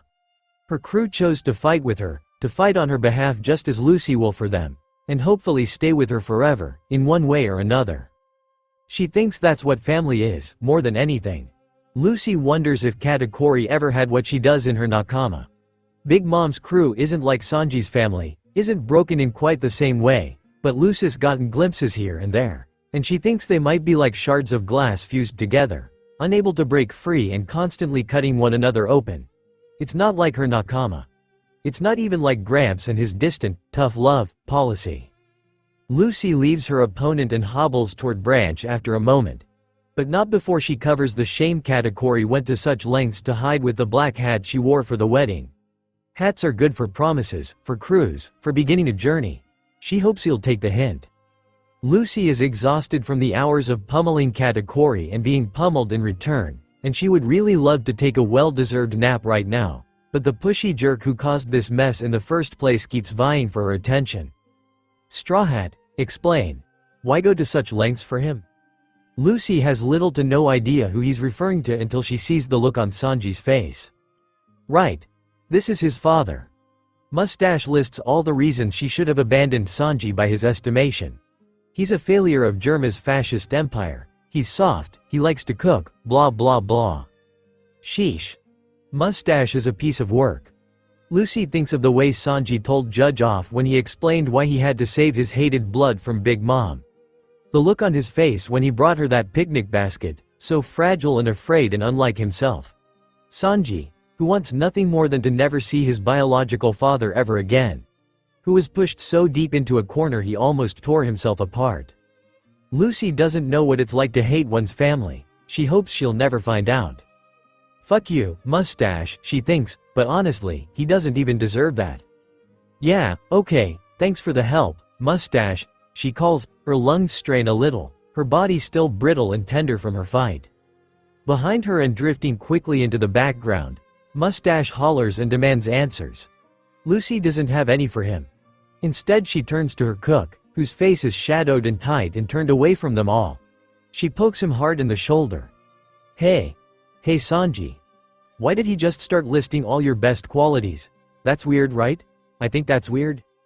Sanji winces from the pokes, but there's a flush on his face and he's turning away from her for an entirely different reason now. I don't think that's what he meant, Lucy-san. Lucy hums in confusion, only playing it up a little bit. Thankfully their friends get it, because Brooke and Chopper and Carrot start chorusing their agreement with her and, completely unprompted, start listing more of Sanji's better qualities. Then Chopper gets bored and starts listing some of his most annoying habits and Lucy is just about asleep again when a hand squeezes her shoulder. She looks up to see Nami smiling down at her in approval. She hands back her hat, the little tears already fixed, and slips the string around her neck. A few feet ahead, her new helmsman booms in laughter at their antics, and Lucy relaxes with her friend's joy and relief and contentment in her veins. Jinbei's old crew risks their neck for him and Lucy's crew, and Lucy understands why he has to go. Loyalty doesn't just die, it has to be earned, too. I'm your captain, Jinbei, Lucy reminds him. The blanket is draped over her back and there are bandages up to her shoulders. She probably looks about like she did after Ace, when Jinbei stopped her from beating herself into an early grave. Well, except for the Conqueror's hockey burning in her veins, aching in her marrow. It leaks out more frequently now. rising up whenever her crew needs their captain, whenever their lives are hers or their dreams are on the E. It's part of her. It's her very drive to be Pirate King made into lightning and song and heat. Jinbei notices, clearly. His face goes blank and careful, like he suddenly doesn't know what she's going to say. He needn't have worried. Lucy won't make Nakama of fused glass, edges exposed. Her Nakama have to choose to fight with her, have to choose to be at her side. And Lucy has to trust them to fight. Survive. Live and come back to share their dreams. She can't become Pirate King any other way. It's no choice at all really, the decision she has to make. It's the only one she can make with a crew like hers. You have to promise, Jinbei, she starts, voice low and the waves trembling away from the hull ever so slightly. Jinbei stands straighter, listening. Don't let even death stop you. His shoulders drop in relief. His glassy eyes gleam, and Lucy can't stand the emotion in his voice when he thanks her. Don't thank me, Lucy grits out, because speaking is hard thanks to the missing flesh in her ribcage, and she is so angry that she can't just take him with them after every hurdle they've already crossed. And also because it's not a favor. It's her duty as a captain. Just come back. Jinbei smiles. I will, Sencho, he promises warmly. Lucy nods, firm and resolute despite Nami and Chopper's soft exhales of dismay. Nakama are people she's not supposed to say goodbye to, so she doesn't, and he's making sure his crew's not alone. He leaves. Lucy grips the wound in her side so hard her hand comes away with fresh blood. As Jinbei sinks beneath the waves, she looks up to Big Mom's ship, knows the Emperor is not far behind it, and Lucy thinks not good enough. Sanji catches her eye, and she glares at him, daring him to ask if she's alright. He knows she hates when people leave, now. He'll be watching for it more. He doesn't speak, just looks into the sea with a thoughtful expression on his face. Lucy doesn't ask about it, can't when she's still so furious over her helmsman, but he looks at peace, at least. She has a crew to think of. Nakama to get to safety. She has Sanji and Nami and Brook and Chopper and Carrot. All depending on her to get them to their next goal, where they have Nakama waiting. Nami, she calls, and she feels her navigator snap to attention at her side. Lucy turns to her with a smile made from diamond. Set sail for Wano. Nami's eyes water, just a little, but she nods quickly and turns to the helm. No one mentions that it's Jinbei's rightful place, and they all watch in silence as Jinbei turns the tide for them. Not good enough, she thinks. Not good enough, if she can't even keep her crew together. Lucy watches Jinbei in her mind's eye for as long as she can, and searches for him for longer after that, until Chopper makes her sit down, and she looks up to find fresh loyalty in Sanji's eyes. Her crew keeps putting their trust in her, she'll just keep having to earn it. Zoro looks up, and there's a full moon out. He's on Sunny's deck, napping between Nami's tangerine trees, and the ship rocks gently. Zoro closes his eyes, and opens them again. He's not on the Sunny. Zoro lurches to his feet, surprised by the sudden darkness, the change in location. He's in a black room, red tiles on the floor. There's no light, simply Zoro and an emptiness. He rests his hand on Shisui's hilt, ready to act at a moment's notice. Then he stiffens. He smells fresh blood. Faintly, he hears someone scream, and he runs for it because that sounded like Nami. The scent of blood gets stronger, and Zoro withdraws 2 blades as he runs. He spots a light up ahead, a single shaft of sunlight in the distance, but it doesn't help him because he doesn't see. The tiles give way to dirt, and then to brick-colored mud, and Zoro stumbles through it as best he can, until he comes across a pile of bodies stacked carefully beneath the light. And he hates that he recognizes red hair and Chopper's hat and Curly's stupid boots, and he stops, his body going numb. Lucy. On the ground, twisted so that she faces up, her hips canted to indicate a broken spine. There's blood all over her torso, the left side of her ribcage obliterated, her right leg is missing and her eyes are open, unseeing, blank. Zoro falls to his knees, gasping for breaths he can't take. And it's only now he realizes the mud is soaked in his Nakama's blood. A scream of pure, wrathful denial builds in his chest because this is not happening. A hand grasps his shoulder with urgency and Zoro sits up to see Frankie hovering in front of him, squeezing his shoulder, a frown of concern and bizarrely terror on his face. Zoro man, "Rein it in," he says, and it's only then that Zoro realizes he's lashing out with his aura, thick and deadly as he can make it, promising death and retribution and destruction to anyone within his reach. In the corner of the Straw Hat quarters, Usopp is moaning into his knees with Robin patting him gently on the shoulder. Zoro releases a breath he didn't know he was holding. It was just a nightmare. Just a dream. He used to have them a lot more, back on Kuraigana. Pulling in his aura is harder than normal, his body responding to his leftover panic. But Watto rings high and clear in his head and he focuses on its sound enough to pull back. Slowly at first, and then all at once. Usopp breathes a sigh of relief, and then the door kicks in with a bang. Zoro is closest to the door, and he's on his feet in an instant and his sword's halfway to drawn.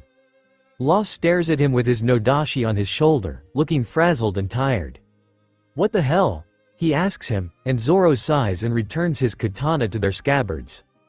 "Everything's fine," he assures, "sorry for the trouble." Law gives him a disbelieving look. "Half my crew just pissed themselves in their sleep. What happened?"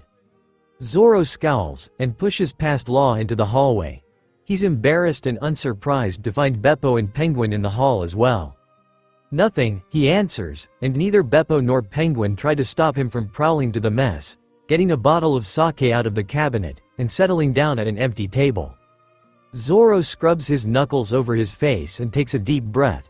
His hands tremble with leftover adrenaline and at his side Kitetsu howls and snarls and burns in his blood. Zoro sets his hand on the katana's hilt to calm it. Eventually, a handful of heart pirates start streaming into the galley. Too many for the middle of the night. A couple of them send him irritated looks, but mostly they ignore him. Zoro appreciates it. The sake bottle empties quickly. Zoro is no less jittery. His instincts are screaming that something is wrong. His nakama need him. Lucy needs him now. The last time he felt like this he woke up on Kuraigana kicked to hell and incapacitated while Lucy joined a war. It's not a comforting thought. The alert that the ship is surfacing goes out on the overhead speaker. Zoro looks up at it with a frown. Usually Law likes to surface in the early morning, so it doesn't interrupt their schedule. It's just past midnight now. Zoro gets up and heads to the helm.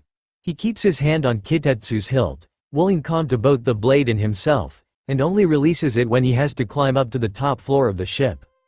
He's dismayed to find his crew and the samurai there, along with Beppo and Penguin and Law. Ah, fuck. Momo's still crying, and Kinemon is giving him a dirty look again. Usopp notices him first, and his concern is too plain on his face for Zoro's preference. He ignores it. "We're surfacing?" he asks, and Law narrows his eyes at him, but nods, his chin jerking to the samurai. Specifically, Momonosuke. "Everyone's awake anyway," Law explains. "The kid wants some air. We'll just get started early today." It's a kindness Zoro wouldn't necessarily expect of Law. He knows the guy is actually pretty soft given how he lets the Straw Hats push him around, but Zoro doesn't exactly expect him to be generous, ever. Still, the idea of getting fresh air is nice. Maybe he can even go for a quick swim and work off some of highs at him. Zoro glares at her and tries not to bare his teeth defensively. He can recognize the concern in her observation. Frankie, for his part, doesn't treat him any differently, and just claps Zoro on the shoulder as they approach the door. The first one out is Momonosuke, followed closely by Kinemon. The next closest happens to be Beppo, and Zoro looks at him expectantly. "Ah, it's a full moon tonight," Beppo explains sheepishly. "Best if I stay inside." Zoro doesn't know what the moon has to do with anything, but Law claps him on the shoulder as he passes his first mate, so he must get it, whatever it is. The Polar Tang's deck is always wet and slick, but Zoro takes a deep breath of thick salty air and tries to calm himself down properly. He rests a hand on Kitetsu's hilt again. A swim might be nice. His sudden desire to swim to Whole Cake Island is neither practical nor particularly helpful though. His gut twists. His girlfriend is doing something dangerous right now, he just knows it. In his palm, Kitetsu's hilt drops in temperature, like holding liquid nitrogen in his hand. Zoro blinks down at the katana, and then turns slowly in a circle until the blade burns like an open flame against his skin. Strangely, it helps his heart rate return to normal. If he just travels in this direction far enough, long enough, He'll find Lucy and the others. The moon reflects across the ocean like a path laid out for him, long and pale and shining, and Zoro almost wishes he was stupid enough to indulge himself like that. Lucy will be fine. She has the others, and she always pulls through. She's stronger than anyone. Zoro will never bet against her. He just worries, is all. Faith and concern aren't mutually exclusive. Behind him, Kinemon approaches and rests a hand on his shoulder. Zoro prepares to be scolded for waking Momonosuke, or for upsetting him. Lucy Dono is not one to go down easily, Kinemon says instead, and Zoro looks up at him in surprise. He wonders when Kinemon went from doubting Lucy's leadership to the rock-solid faith Zoro sees in the samurai's eyes. She will arrive on Wano safely, I am sure of it. Zoro doesn't react. He's being too obvious if everyone knows what triggered the nightmare. Granted, it's not like he was attempting to be subtle about Lucy, his crew. He doesn't think any of them would really let him if he tried. Kinemon accepts his lack of acknowledgement and squeezes his shoulder once before dropping his hand. If you must worry, concern yourself with Kaido. Kinemon suggests. He certainly haunts my nightmares often enough. Zoro looks at him, surprised by the disclosure, but doesn't comment on it. Instead he just agrees, he's a problem too, and he looks at Momonosuke. The kid still looks shaken up. Disheveled and tired, too, and more than a little miserable even with Saki trying to entertain him. It's Zoro's fault. The kid probably got hit by his aura worse than anyone with his affinity for hockey. He looks worse now than he did after Zunesha spoke to him and Lucy. Zoro just walks over to him, and waits for the kid to notice. Momo looks up and sniffles at him, clearly trying to put on a brave face. He's about the age Zoro was when he challenged Sensei's dojo. There's a technique an old grandpa in my village taught me for when you need courage, Zoro explains, no preamble. Want to know it? And Momonosuke looks up at him with wide eyes, and then he nods like he's receiving a whole lot more than what Zoro actually has to offer him. Whatever. Robin looks both fond and proud, so he figures he can't be messing up too bad by sharing it. When he's done explaining, Momonosuke looks pleased and much happier, though Kinemon does not. Throw away your name was interesting advice to have given an orphan like Zoro, but the old man wasn't terrible. He shared his sake, sometimes. Zoro's never once used the phrase. He needs his name to fulfill his promise to Kuina, no matter how he's loathed it at one point or another. Zoro abandons the samurai to stand with his crew. Usopp looks better as well. He even bumps shoulders with Zoro, offering a grin. Just warn a guy next time, sheesh, Usopp complains, but Zoro appreciates it the directness.